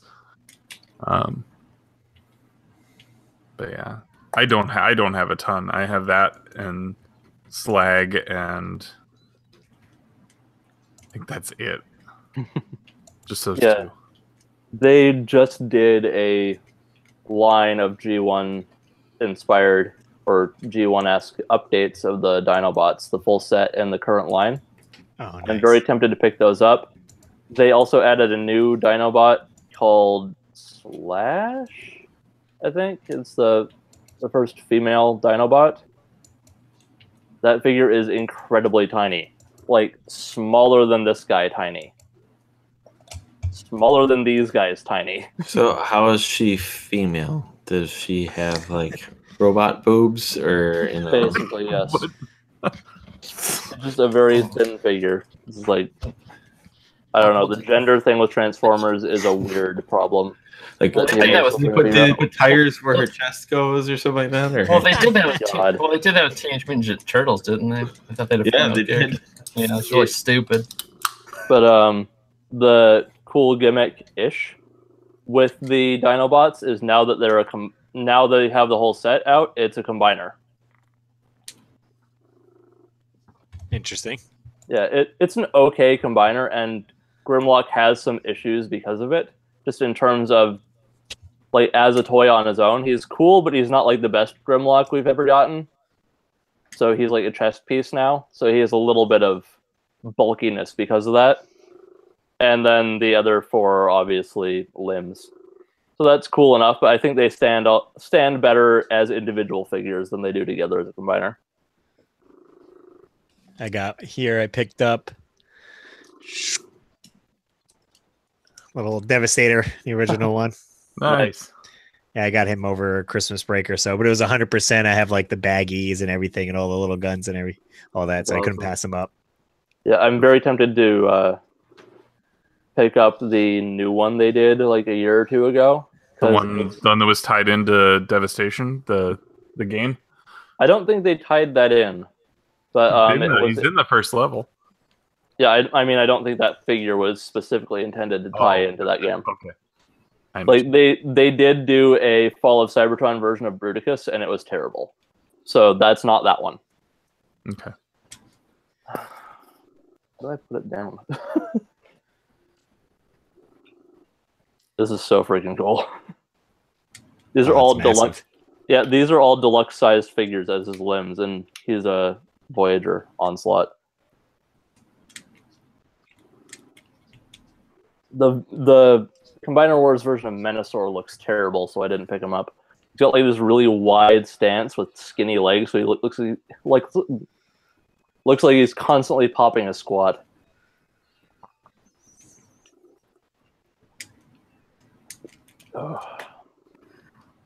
So end of pickups. Yes. Anything other than Transformers. No, I'm just waiting. There's a bunch of like newer games I want right now, but I'm waiting for sale prices. Yeah. I think I gotta wait 2 weeks for some games that are coming out on the Switch. Mm-hmm. Want to get Owl Boy? They're doing a physical release. Yeah. I expect and that's then the gonna Street blow Fighter. up. The Street Fighter one is the one I might double down on. I might get that for Switch and for PS4, just because I can use my fight stick for the PS4. But I want Switch version for, I guess, the mobility. Mobility, yeah. But the PS4 version they're giving you, and Xbox and PC, if you pre-order, you get Street Fighter 4 for free. So I think Ultra Street Fighter 4. So it's one of those ones where it's like, ugh, why can't you get why can't the Switch get this one when it's probably going to outsell the other 3 versions? And just in time for our July, right? Yeah. We can have our rooftop Switch party. That's right. That's right. We should send that into Nintendo. Okay, I'll be right back. Because of my cough, I need to go get more water.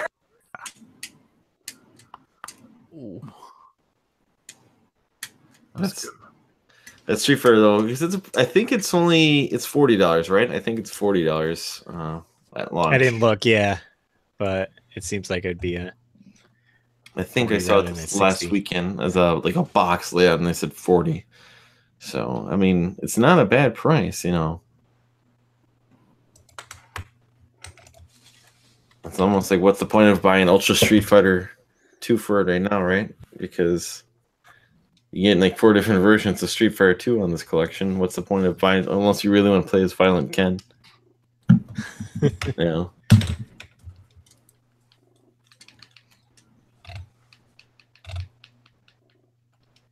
You'll get free I guess the benefit is if you buy it right away, you'll probably get free online, battling on the PlayStation version. While the other two are not on PlayStation, on the Switch version, well, it's still free, right? Well, other ones you'll have to pay to fight on other people online. Do you? Because I've been playing Dragon Ball Z Fighter, and I believe my PSN network is expired.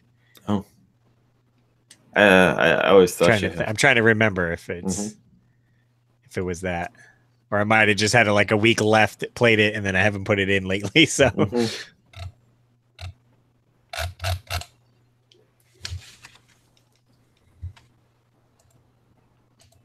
Hyrule Warriors is coming out soon too. Here, again.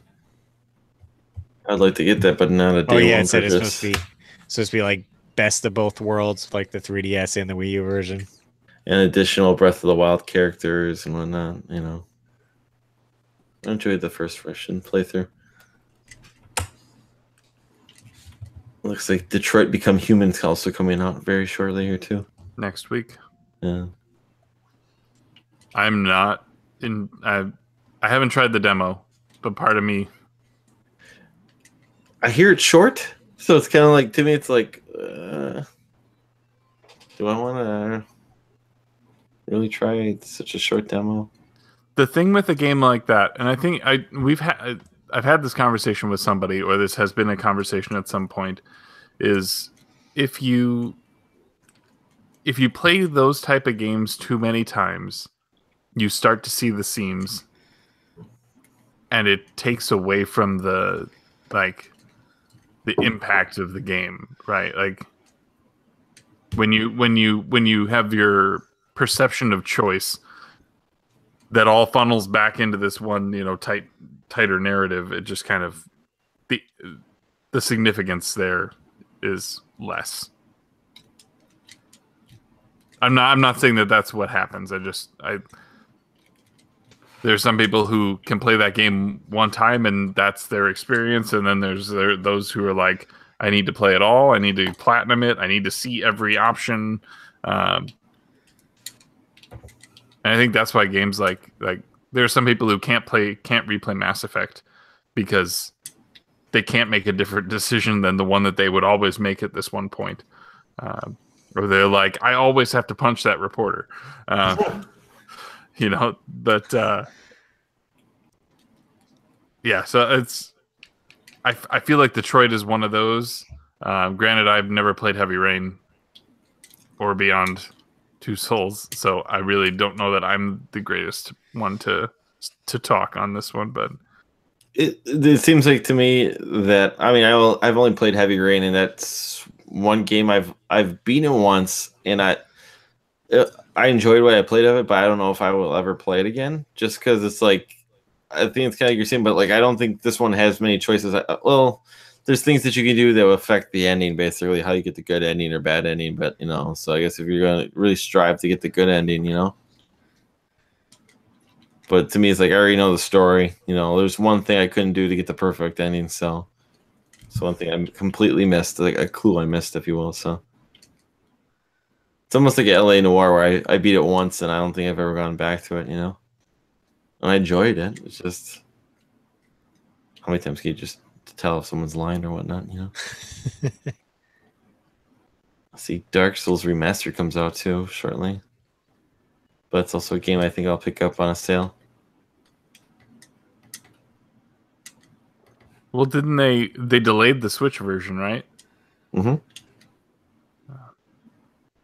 Genesis Classics. Ooh, Okay. yeah. Shaq Fu comes out in first week of June. Finally. Yeah. What have we all been asking for? More Shaq Fu. That's right. Long away. Shaq Fu updates. Mario Tennis might be the first one I might buy day one too. It's either that or Street Fighter. That comes out in June as well. I really do enjoy the Mario Tennis series.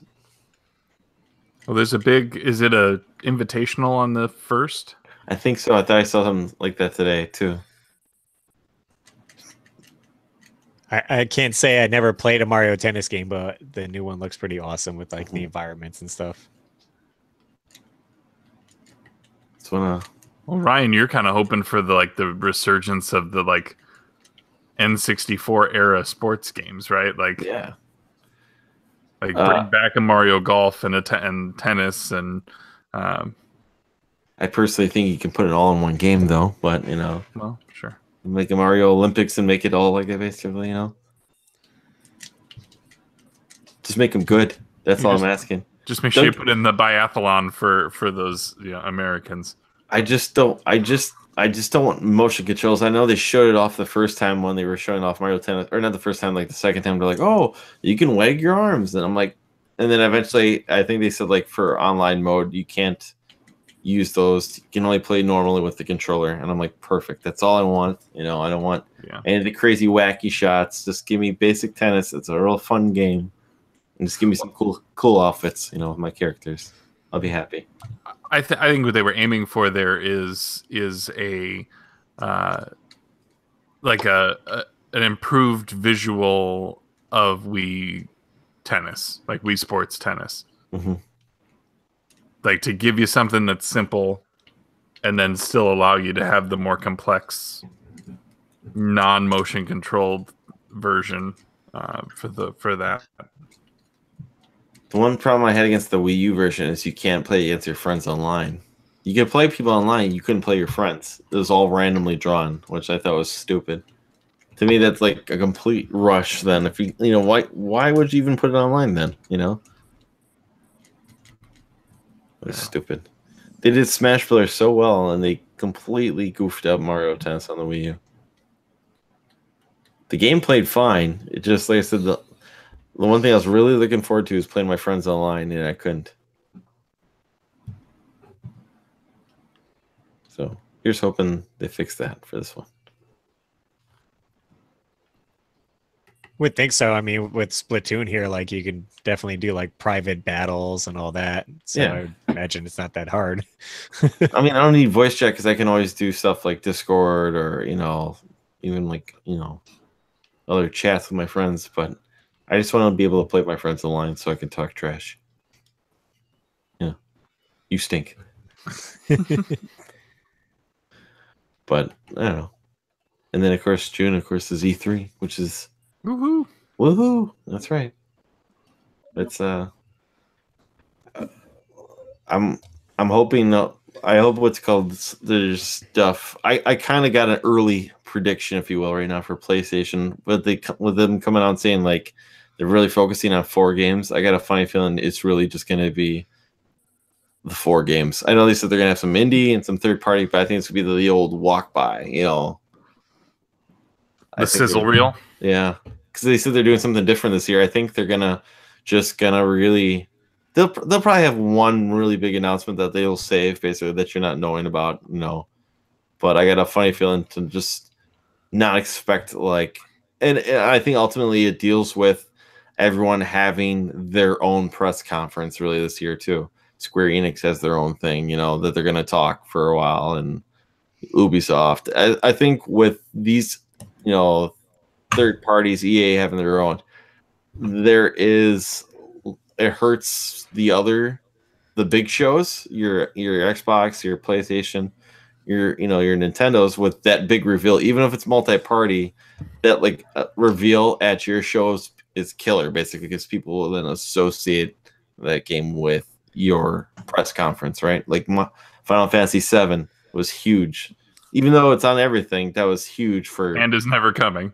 It is never coming, but it's huge. Was huge to have for Sony to have that, right? So. Oh yeah.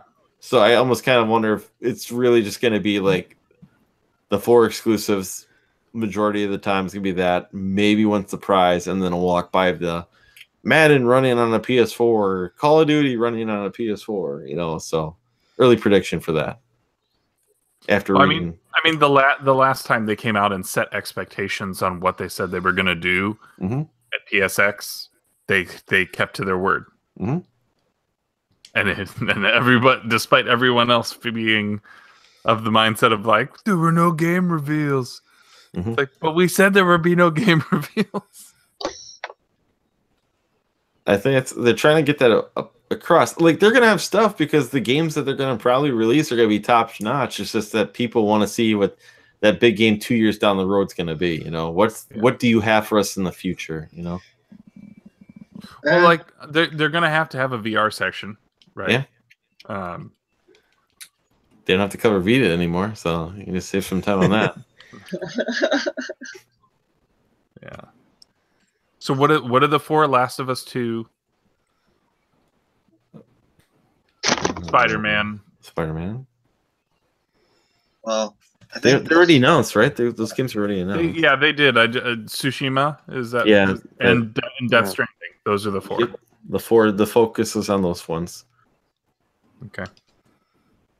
I don't think they have said dates with the exception of Spider-Man for those ones.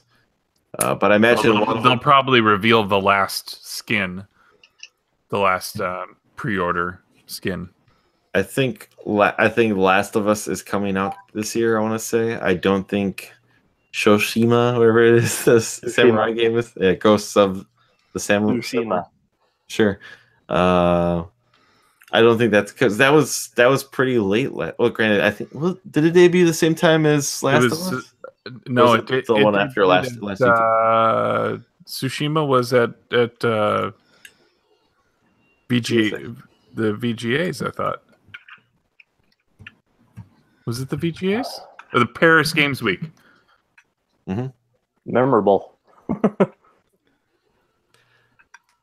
You wonder if they're going to show anything because they announced what Medieval at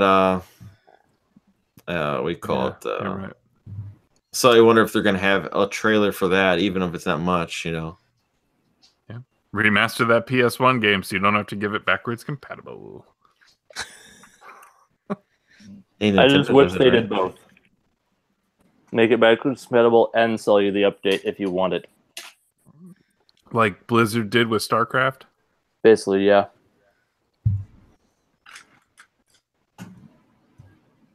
I think, honestly, other than out of the Sony conference stuff that's coming up that we know of, other than Spider-Man, the one I'm looking forward to most is probably Ghost of Tsushima.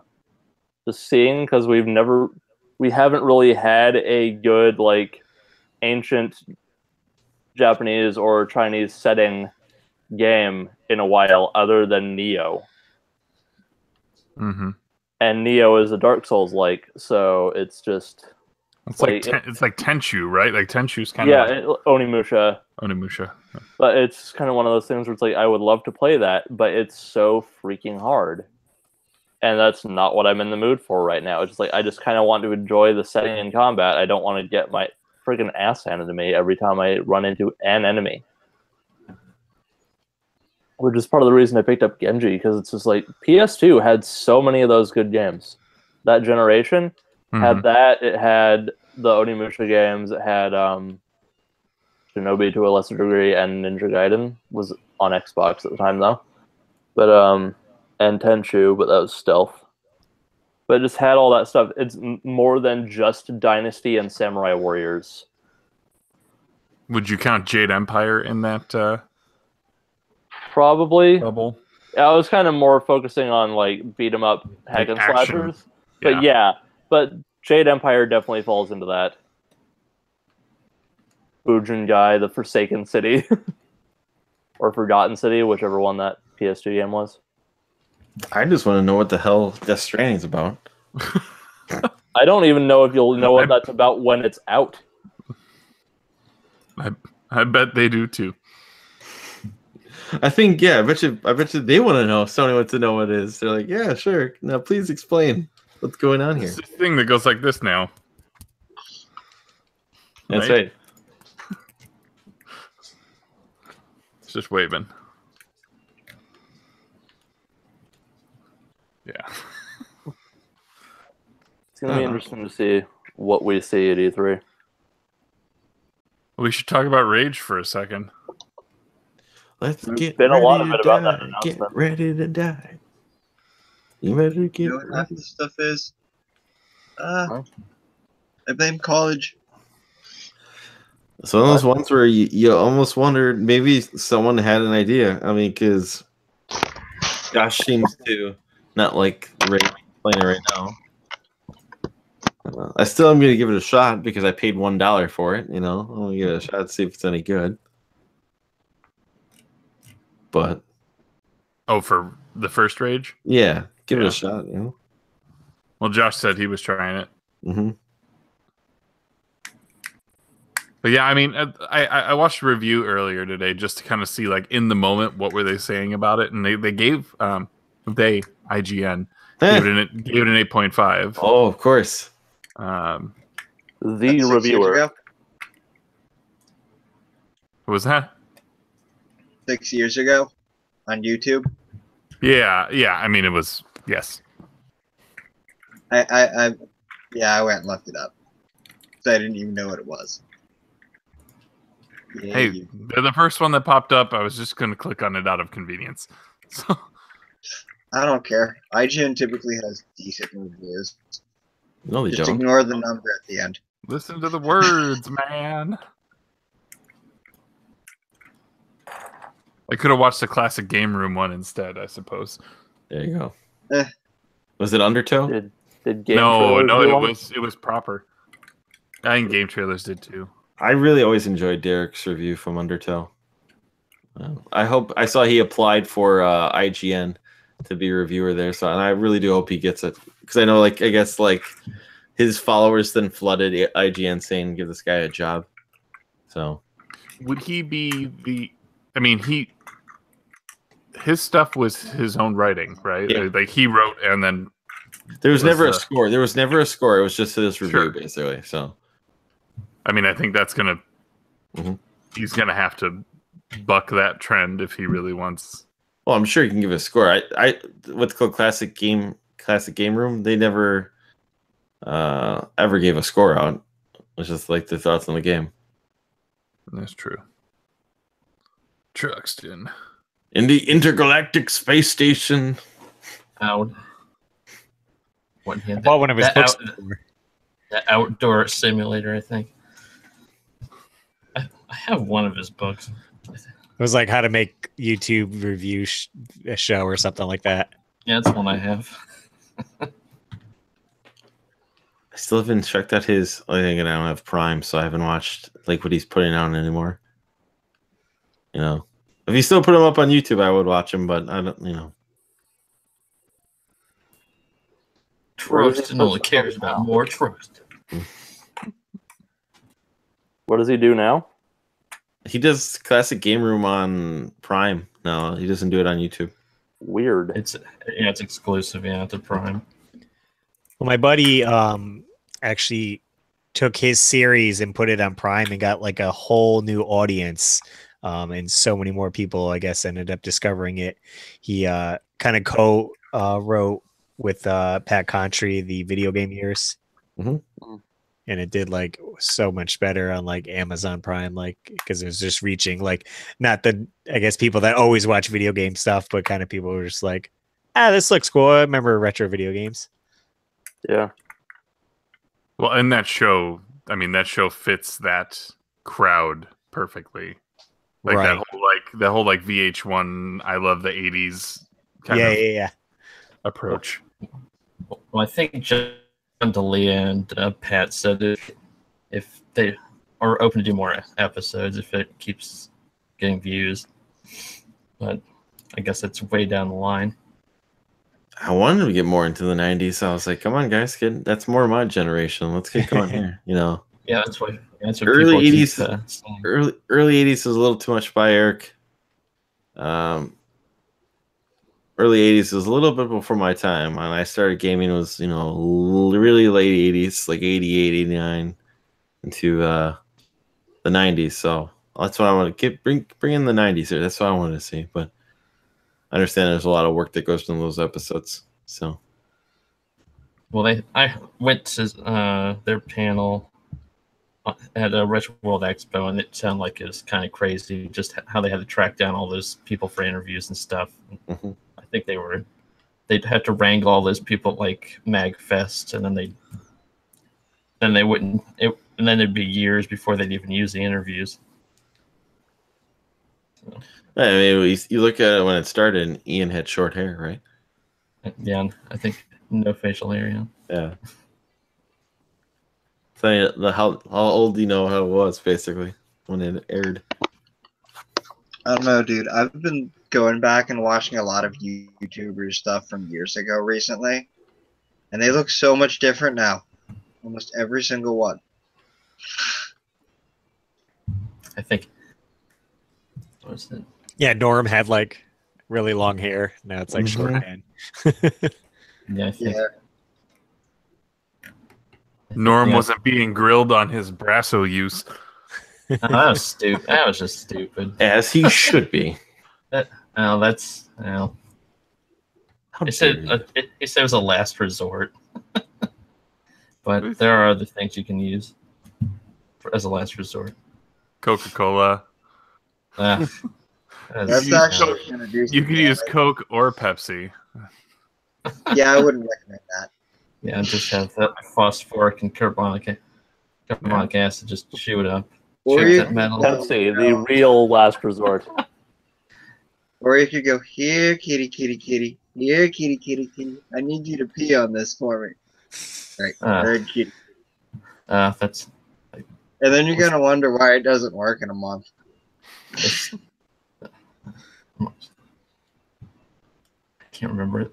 Like that one of those ads that tells you to clean your toilet with Pepsi or something. Yep. Like that. Like, no, thank you. Use Coca-Cola on the posts on your car battery. Clean it right up. Yeah. That makes sense. Well, you're mixing what? Phosphoric acid with sulfuric acid or something like that? Sure. Yeah. I don't know. Science. Chemistry stuff. Bill Nye. Ugh.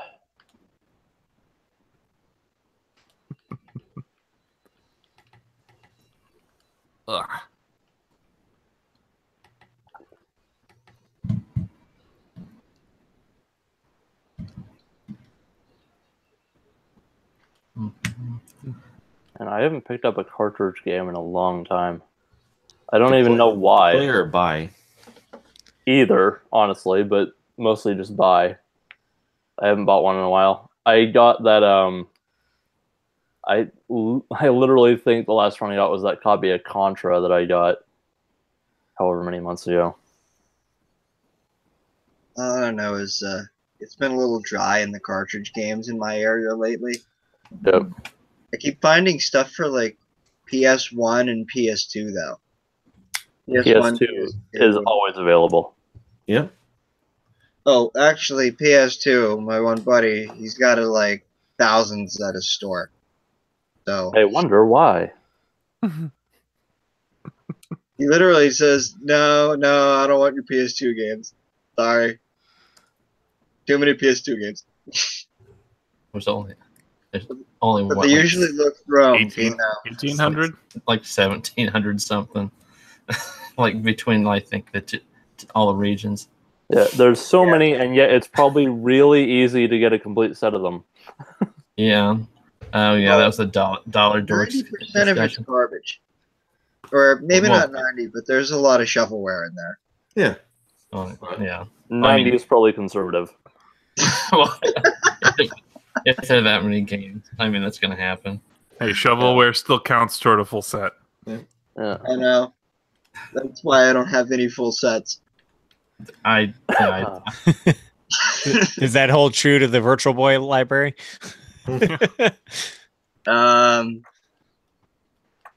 What library? Virtual Boy. The I mean, N a dozen games. like the 14 games. It's a Doesn't plus one. Rolodex. The Virtual Boy Rolodex. That actually would be a very interesting way to display those. I should ask Discord about it. Yeah. You like build a custom Rolodex that holds all 14 Virtual Boy games, so you can just rotate it and spin it around. Or for a modern spin, you could make a game where it simulates you going through a Rolodex in VR. It's okay. They have these things called 3D printers. I'm pretty sure that can be done. Just find someone that knows how to do 3D models. I need to try Job Simulator. Oh, it looks so ridiculous. Or you, well, I don't know. I should probably go play around in some 3D CAD or something.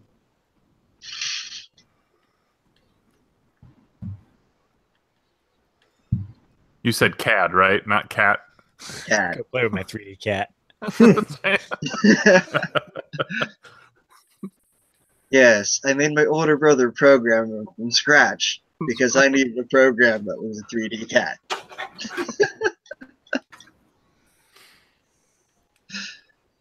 Yeah, I don't think that would work. I have a 3D CAD. He's somewhere around here.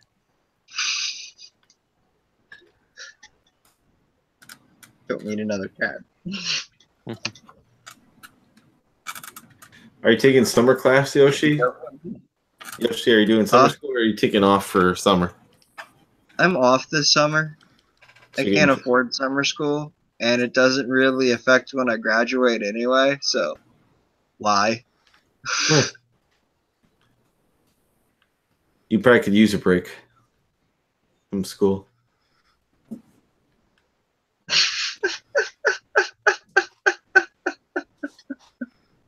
Something funny, Yoshi?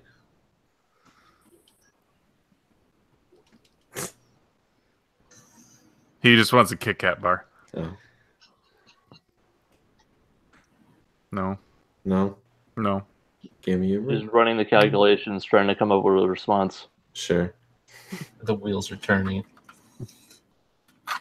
No. Boy, something's really funny there. First, I thought Musty's joke was better. Yoshi's dividing by 0 again. Yeah.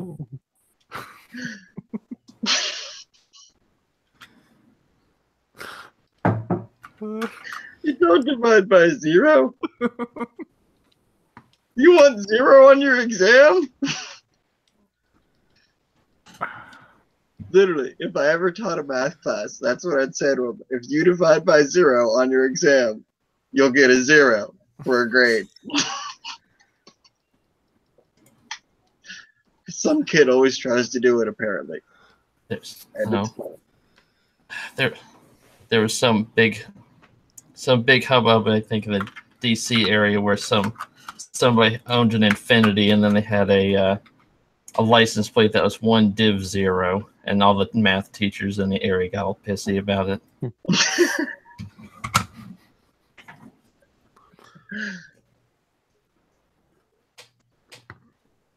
don't know. Gotta watch out for those pissy math teachers. I saw a bunch of really great math jokes that you kind of have to know integral calculus to understand, but they were funny to me. I think my DiffEQ instructor had these just corny jokes like to be or not to be. That is FF. To be or not to be, that is FF. X. Sure. Right. I haven't taken calculus in quite a while. Just Math. someone out there will get it.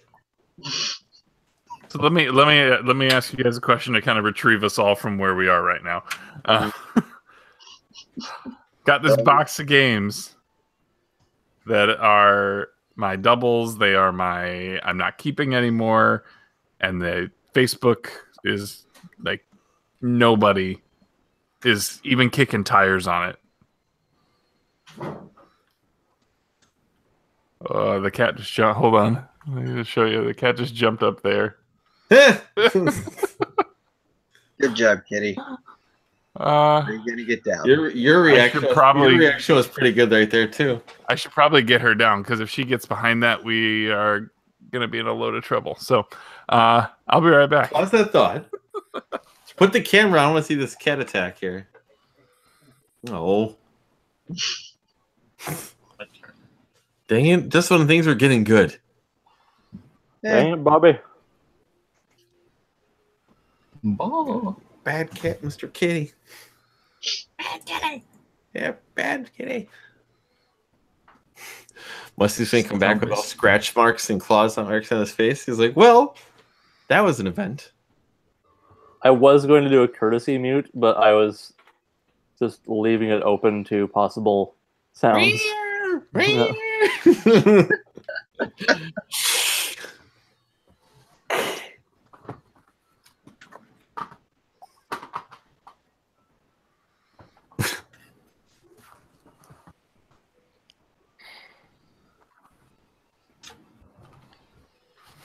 I'm back. So box of crap. It's not a box of crap though. That's Box the of problem. doubles. Let's see this box of doubles here, or the unwanted toys here. This thing? I saw Mario 2 in there. That's worth Yeah, something. that's Well, Blamed. I might blamed. Yeah, you got. some of my stuff. To get I'm rid of. curious to see what else is in there, though. Really? You probably can get a decent trade for those, right? At GameStop. Maybe If they ever do a 6 for 6 again. I'd almost be better off trading them, like when I get like one of those 40% deals. Yeah, well, 6 for 60%. You know. I don't think they're gonna do 6 for 60 anymore because now the Elite Pro thing is what they're pushing, and really the Elite Pro, like those deals that they had, like the extra, you get 40% toward God of War if you trade in stuff. You're already getting 20% for being an Elite Pro. So you're really only getting another 20% of trade above what you would get on a normal trade-in. Granted, if I trade in, this is like... The problem is, like, I know I could get... Like, I should be able to get $25 on this off of, like, Facebook. I should. I really should. But nobody is looking at it. So I could trade it in and get like somewhere in like the 16 to 20 range, and it's like, do I, at what point do I just pull the trigger on that and make it happen? Or I put it back in the box and it can sit there for a while. I haven't played the first one all the way through yet, so I wouldn't know whether I'm interested in Wolfenstein, but I am interested in that Metroid because I haven't picked that up yet. Okay. Is that the special edition thing, or? It has the CD, and the CD is still sealed. Okay, now I'm definitely interested. There's all these PS3 games. So we got here. I'll do the present. I'll just read them I off. never did. That would be much easier. God of War 3, Hitman Absolution, Metal Gear Solid 4, Lair, 2 copies of Skyrim, Destiny, Mass Effect 3, Loose, all 3 Uncharted's.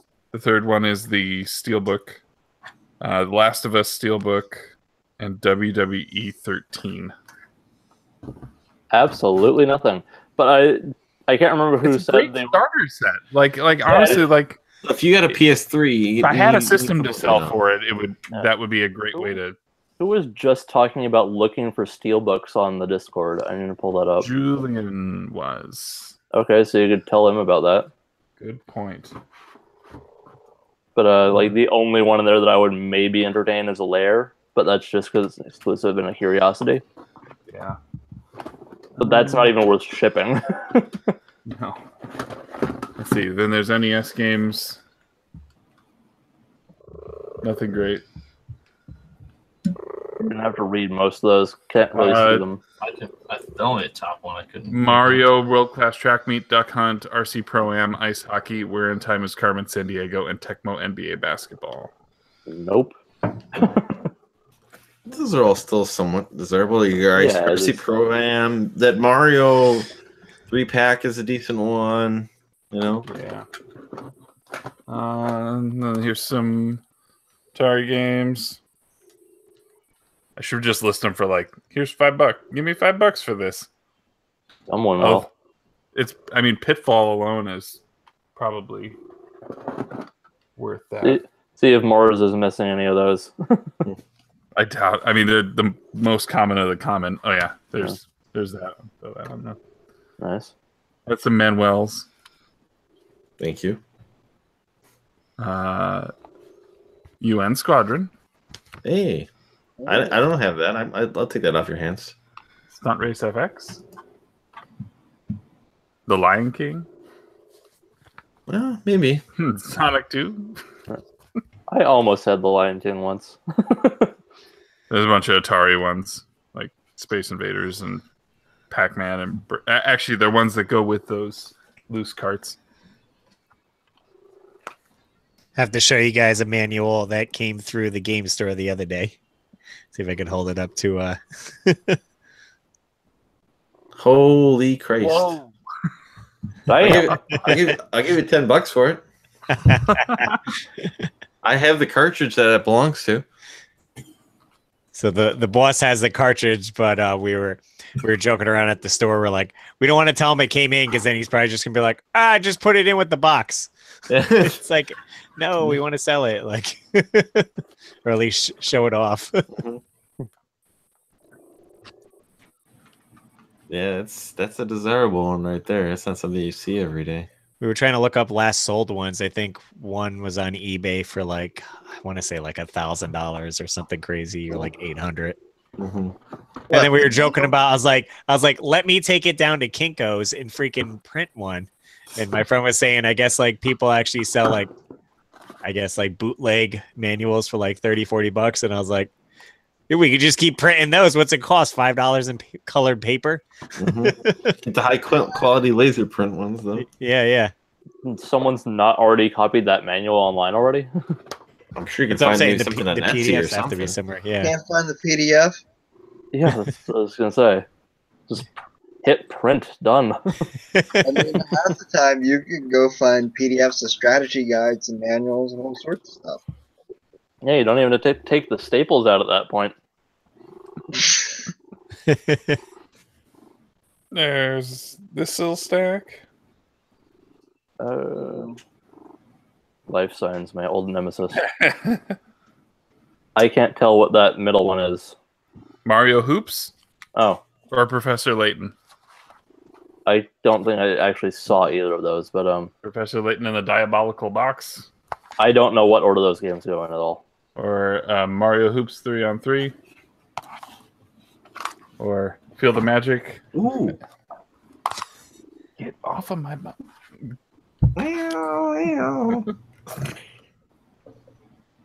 And then I also have Lego Indiana Jones and Metroid Prime Pinball. You gonna try to put these up on eBay or something too? I don't know. I mean, I could, but I'm so conflicted on that because none of these are like the type of money that would net me great dividends. And then I gotta wait. I don't know. I suppose these boxed DS ones I could. I also have a DSi with the charger, but no stylus. And so without a stylus, GameStop won't take these in. What? Yeah. That's Or absurd. they will charge me for the cost of a stylus. And I said, well, how much does a stylus cost? He said, we have one $10. for $12.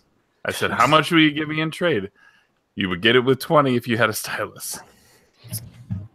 It's insane. There's a place, that one place I wanted to take you and Sean to. They have stylus of the wazoo. Absolutely. sell 'em. Just like hand whittle one, like out of or like I mean- fuse some toothpicks together or Because something. they sell I see those, it. they sell Game Boy backs for I the see- Game Boys, and I The see it. store I work at has all those too. Absolutely. and the 64 covers for the RAM pack expansions too. So if you're missing any of those, What did Yeah. DSIs go for? what's up? What did DSIs go for? Probably not much. $40 maybe, $30, $40. They give you 20. Russ, how much do they go for? Since I you work want in to the say store. I want to say 40 to 50. I think we sell them for. There you go. There's your answer. But you can buy. I'm finding styluses for like a 99 cents, like a 10-pack on Walmart.com. So that's like the first XL, right? No, Type this is system? this is pre-XL. Oh, This it's is- just the regular This DSI. is a standard DSi, yeah. Never mind. So then there's PlayStation Underground Jam Pack. Just demos. yeah. Kingdom Hearts. Kingdom Hearts 2. Lord of the Rings, The Third Age, Return of the King, and Two Towers. Great games. Because I have them on Xbox. I'm Yeah, trying to, those are the trying to versions I'm stop- looking for. trying to stop doing that thing where I buy games more than once. Yep. Devil May Cry 1 and 2. First one's good. And for GameCube, Chamber of Secrets. There's always one Harry Potter game on GameCube, I swear. This is a double, but I know, but I like have Sorcerer's Stone, which is surprisingly worth money. Probably because of low print run, but yeah, I had the Quidditch one on GameCube. But what I mean is, like, when you see like this big lot of common games, there's always a Harry Potter game, and it's always on the GameCube. I have box and manual for this, but No game. no game because I traded in the game separately. There, I was almost interested, and then there was nothing. There was no game. well, Yep. if you traded it into a GameStop, at least that box and manual are not in the trash. Yes, Yep. that's true. And then Crimson Skies, sealed Diablo 3 for the 360. This would be just as, if not more, effective as a series of pictures on Twitter. I know. Soul Calibur 2. Ooh. And then Battlefront. Maybe you should put the Battlefront up shortly because Han Solo comes out like next week. Yeah, probably. You might be able to get some traction for that one. Morrowind's probably desirable due to the backwards compatibility. Same with Yeah. Battlefront. Yeah. And Crimson Skies is Yeah. back I've got to being a 3 of dollar them. bin game. I've got 3 of them. I had 6 at one point. I didn't even try to get 3 of them. I just wound up with them. Just happens. Yeah. Yep. What else do I have? Oh, there's this. So this is the box for. Just the box. You've done this to me twice now, Musty. I know. It's the box and it's the. It has these 2 discs, It's just missing the first one. This is the soundtrack and the making of DVD or the making of CD. The game is not in here. There's no game. Everything but the game. Everything but the game and there's a book that's supposed to come with it. Well, I'm interested in that. Solely because I want the soundtracks. My. I have a collector friend I could. What the? Hello. A RPG collector friend. I can see if he's missing any bits. Fan service? Sure. Is this a Steven Eider stream here? What's going on? No. And then I've got these. You guys are gonna love this. Oh. Nope, that's fine. Call of Duty Modern Warfare 3 strategy guide. Why? Call of Duty Black Ops. I found all these at once. They were 88 cents a piece. So, Black Ops 2. Is it all just reprinted pages saying point and shoot? It's probably a bunch of information about the guns on Mortal paper. Kombat, okay. And then these were doubles of old Xbox magazines. Far Cry 3 and what's the actual cover on this one? Yeah, the Call of Duty ones are... The actual cover on this one's Halo 4. Not Omerta, City of Gangsters. Bigger hit on the Xbox.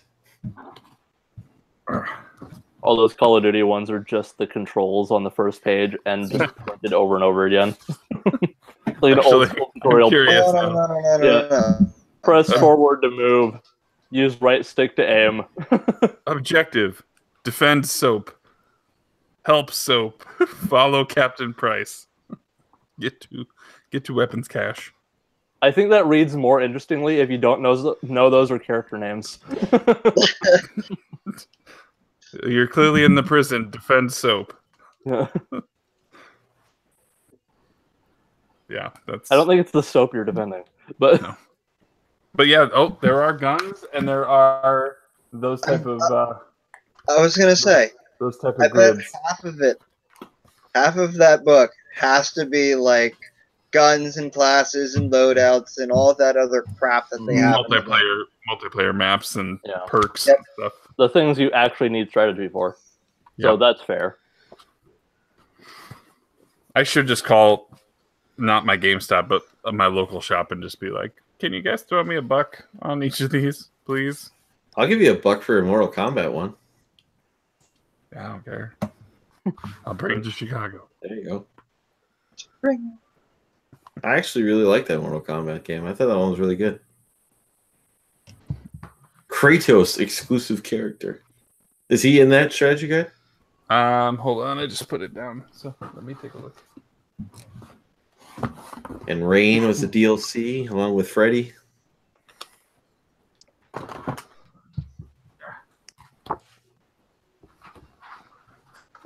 Oh, is this a poster? Ooh.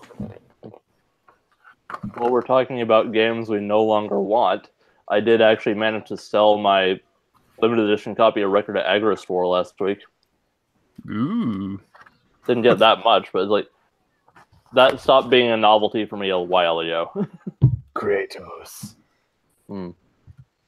Right there. Nice.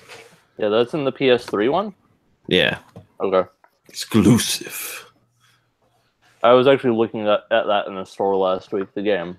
So if you buy the red case one, you get the 4 characters. I'm not sure. I'm not sure. Complete edition that I saw With a K. Yep. I'm not sure if they're on a card or if they're on the disc. I think they're on the disc, though. I think I had a friend tell me that a while ago. I can see if I can confirm that here. Yeah, because it was like $14, I think. There you go. Nice. Perfect fit for the game.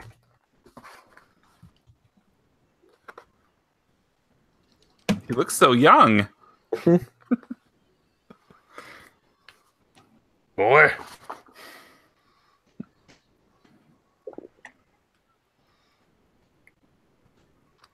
Yeah. So that's my predicament right now is I don't want to just throw it away, but it's like there's. It's like if I could find a PS3, I could sell that with a ton of good starter games. But most people, the people who are scouring Facebook sites, aren't looking for those. And PS3 is kind of at its low point as it is right now. Do you have any pawn shops or any kind of stores locally that would do like, what's the word? Not the only word that's coming to mind is commission, but it's something with Consignment. Consignment. Thank you. Yes. There is a consignment shop at. There is a consignment shop.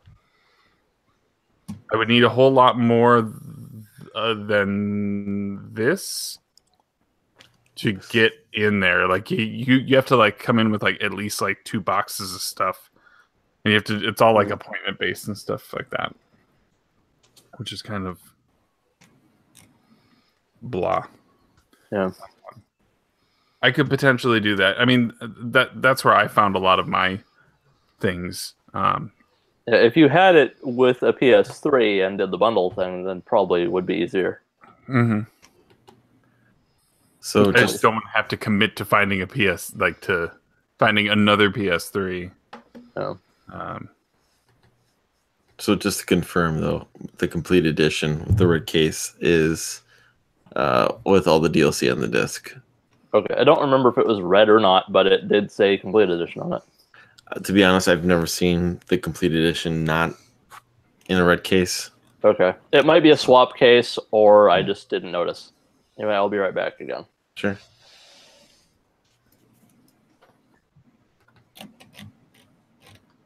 I mean, I'm at the point where I'm not buying stuff anymore. Anytime I see games all the time at thrift stores, but I'm not buying your Max Paynes again. You know, I'm not. You know, Mm-hmm.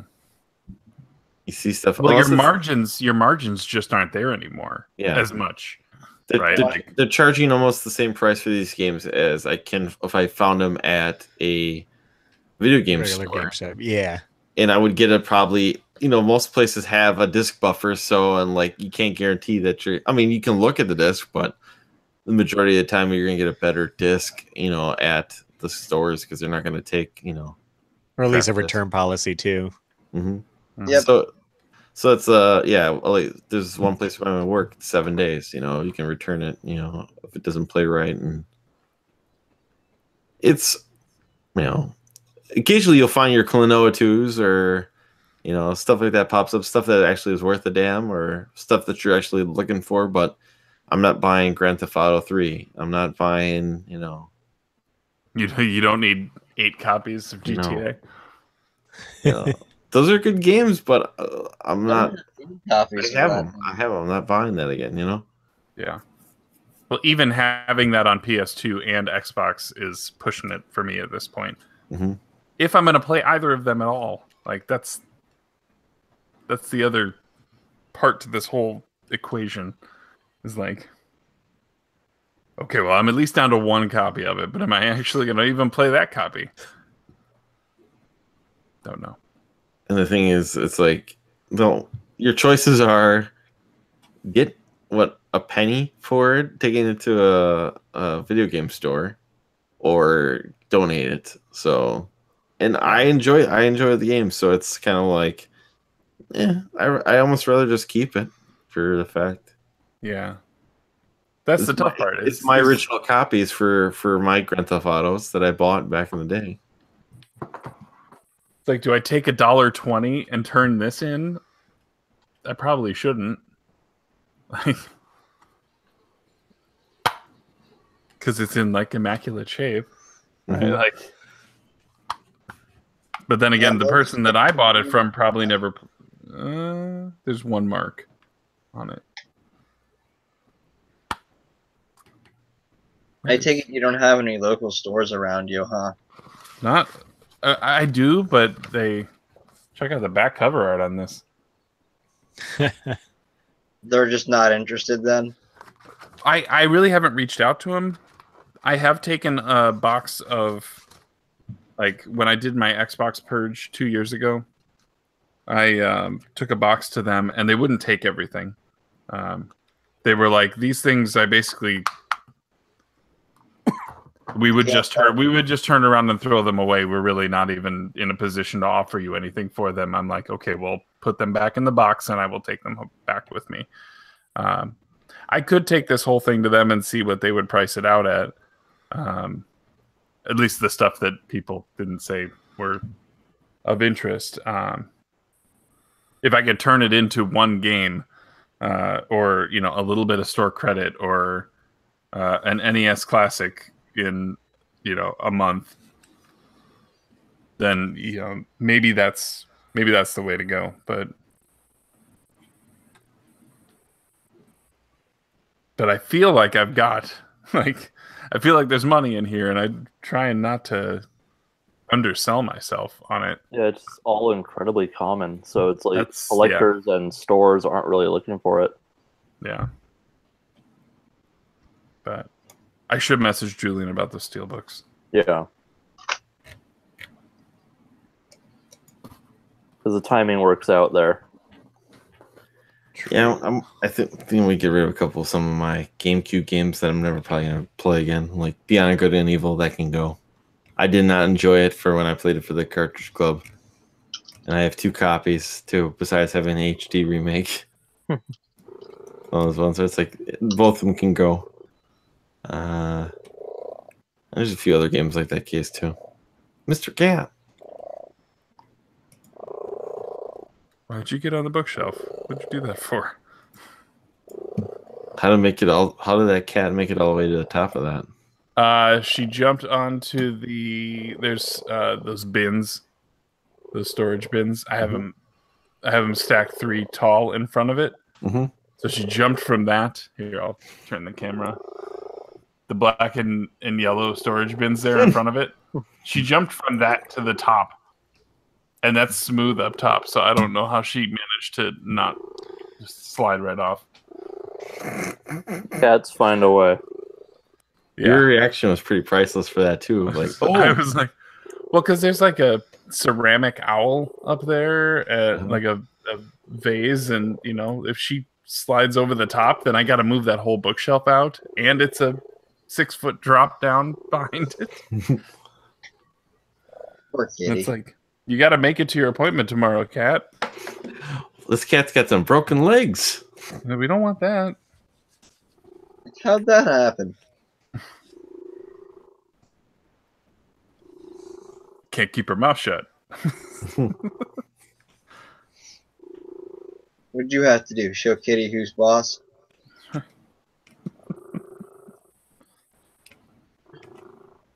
Yeah, I'll have to find that thing for Julian to see what he thinks. Do you think he wants just the cases, or do you think he actually wants the? I would not know. Yeah. Oh. You just mentioned interested in steelbooks, so. Because I also have a Ni no Kuni steelbook with no game. Right. I forgot to ask my friend about that. But now I have Ni no Kuni standard edition, so it's like, do I store it in the steelbook? Do you want me to ask my friend if he has it or wants it? Yeah, go for it. Okay.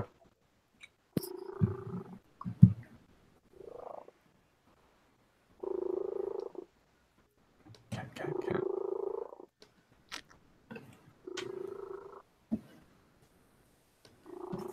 Yeah.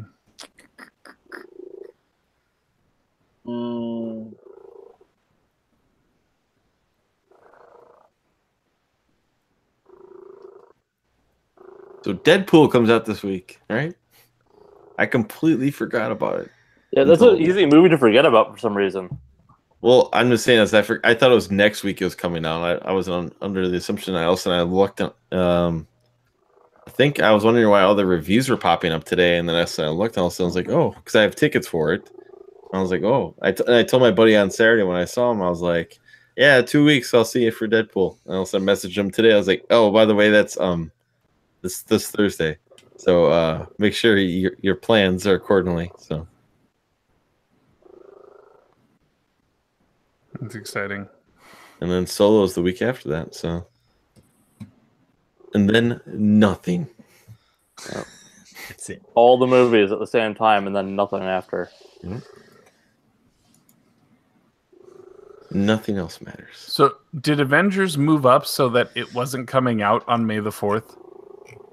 I originally was, but I think the main cause of concern, as they were saying, is because usually they launch the Marvel movies in Europe a week prior to get a general assessment. They can make an assessment of how well it's gonna do in the US by how well it does in Europe. Okay. And they were worried about the big thing getting, Sure. leaked. So that's why they said, "Oh, the hell with it, we're just gonna push it all out at the same time." It's like, here. were they really worried about this movie doing well? Well, it's that, and I think they get an extra week away from Deadpool too, where they can gain probably an additional week of profit, because Deadpool moved up too, because Fox is under the impression that Solo's gonna bomb, so that's why they bumped it up to potentially knock Solo out of some of its money to gain some of that. So, because I think Deadpool 2 was originally supposed to come out in June, and they decided to bump that up. So, Gotcha. I mean, it might bomb relative to other Star Wars movies. yeah, I'm not hearing bad things. It's reviewing well out of the initial bank of reviewers. Yeah, I just mean because it's not a main saga film. I think what it is just more along the line is they saw like change of directors and so they saw some potential red flags, if you will, where they could maybe capitalize on it and wanted to get a jump on, if anything, make more money. So things that are perfectly fine for any other movie ever of all time are suddenly concerns for Star Wars. Right. Because Star Wars. Well, my childhood's been ruined. So what do you want me to say? So yeah.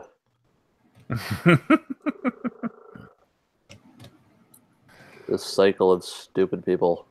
I don't mind if you don't like the movies. Just instead of being like shitty about them, actually criticize. I don't care if you have a decent rebuttal to something. No, it's bad. It's bad. That's all you need to know. It's bad. I hate it. Yeah, it's bad. Jar Jar midichlorians. That's film criticism.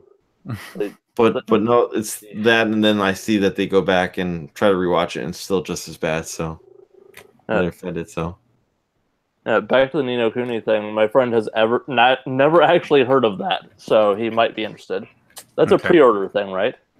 I think it came with the Wizard edition, but I don't have the book.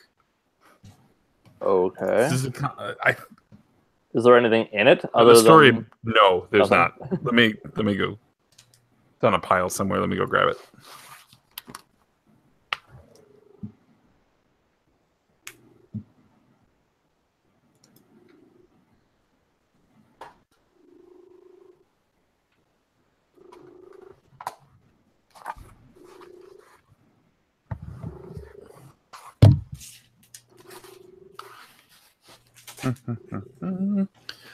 There. Okay. And so basically, that's the thing I need to find a picture of the link. Storybook edition, I think, Storybook edition. That version is.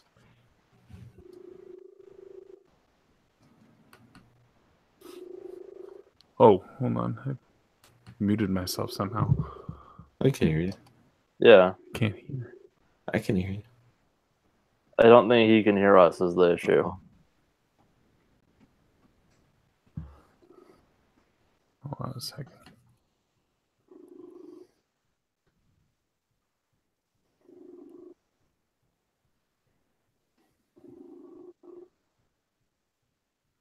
There we go. Okay.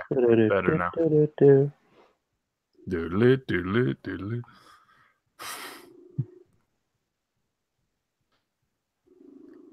But yeah, I think I think there was a special edition that was a part of, but that special edition's got like a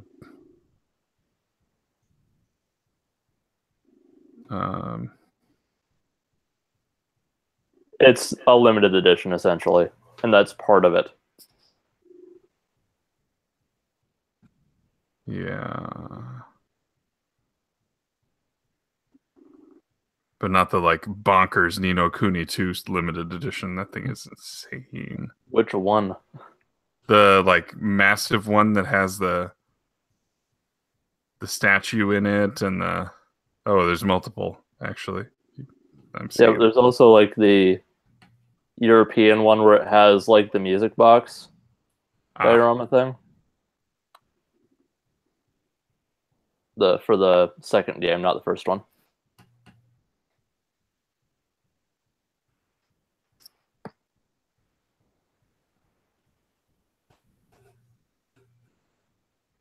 Gotta type in PS3 to clarify. I don't mean 2.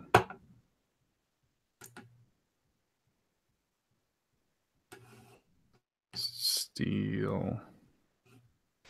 Steel.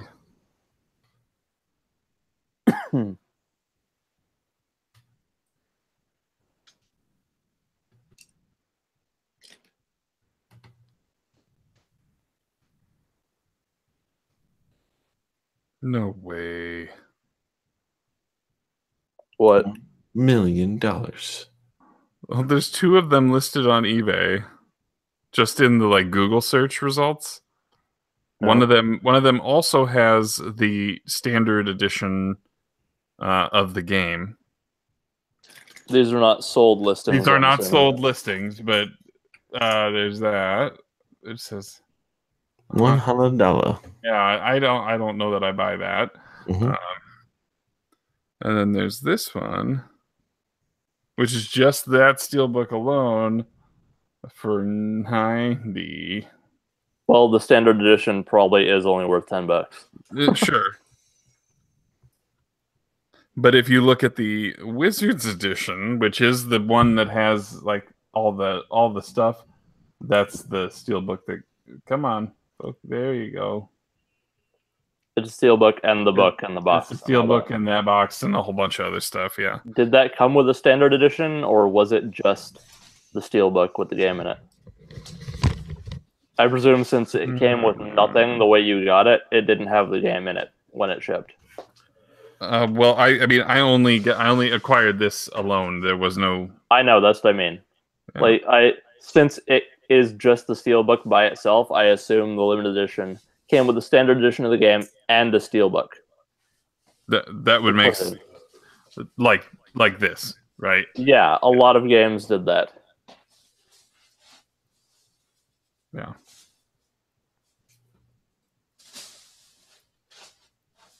And now I have the standard edition, so technically, again, I could try and complete it. Oh, I'm not going after that Wizard edition or whatever it's called. Yeah. Anyways. Side note, this blur figure is awesome. Aside from just like being the one color plastic, it's just such a good looking blur.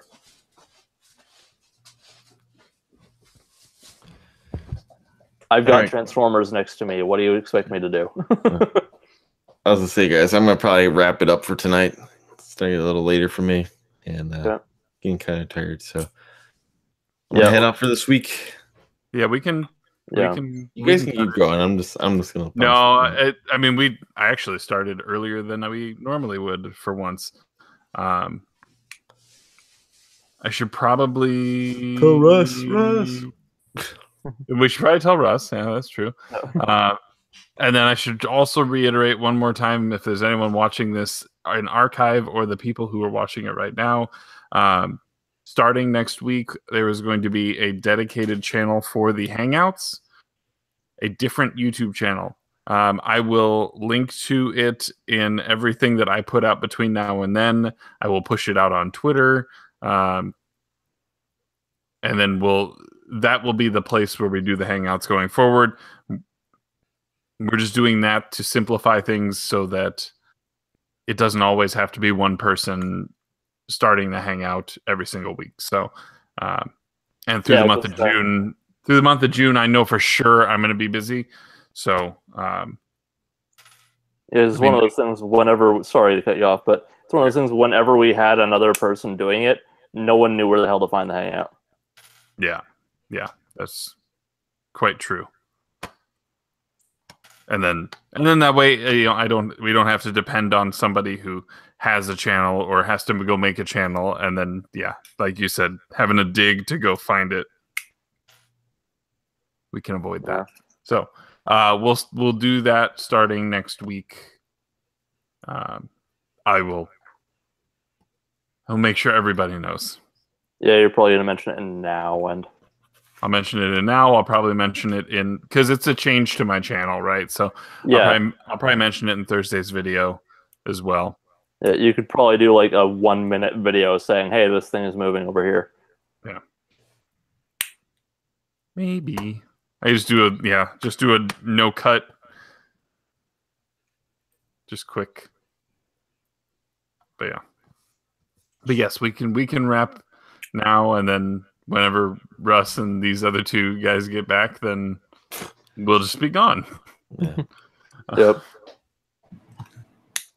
Hi, Chris.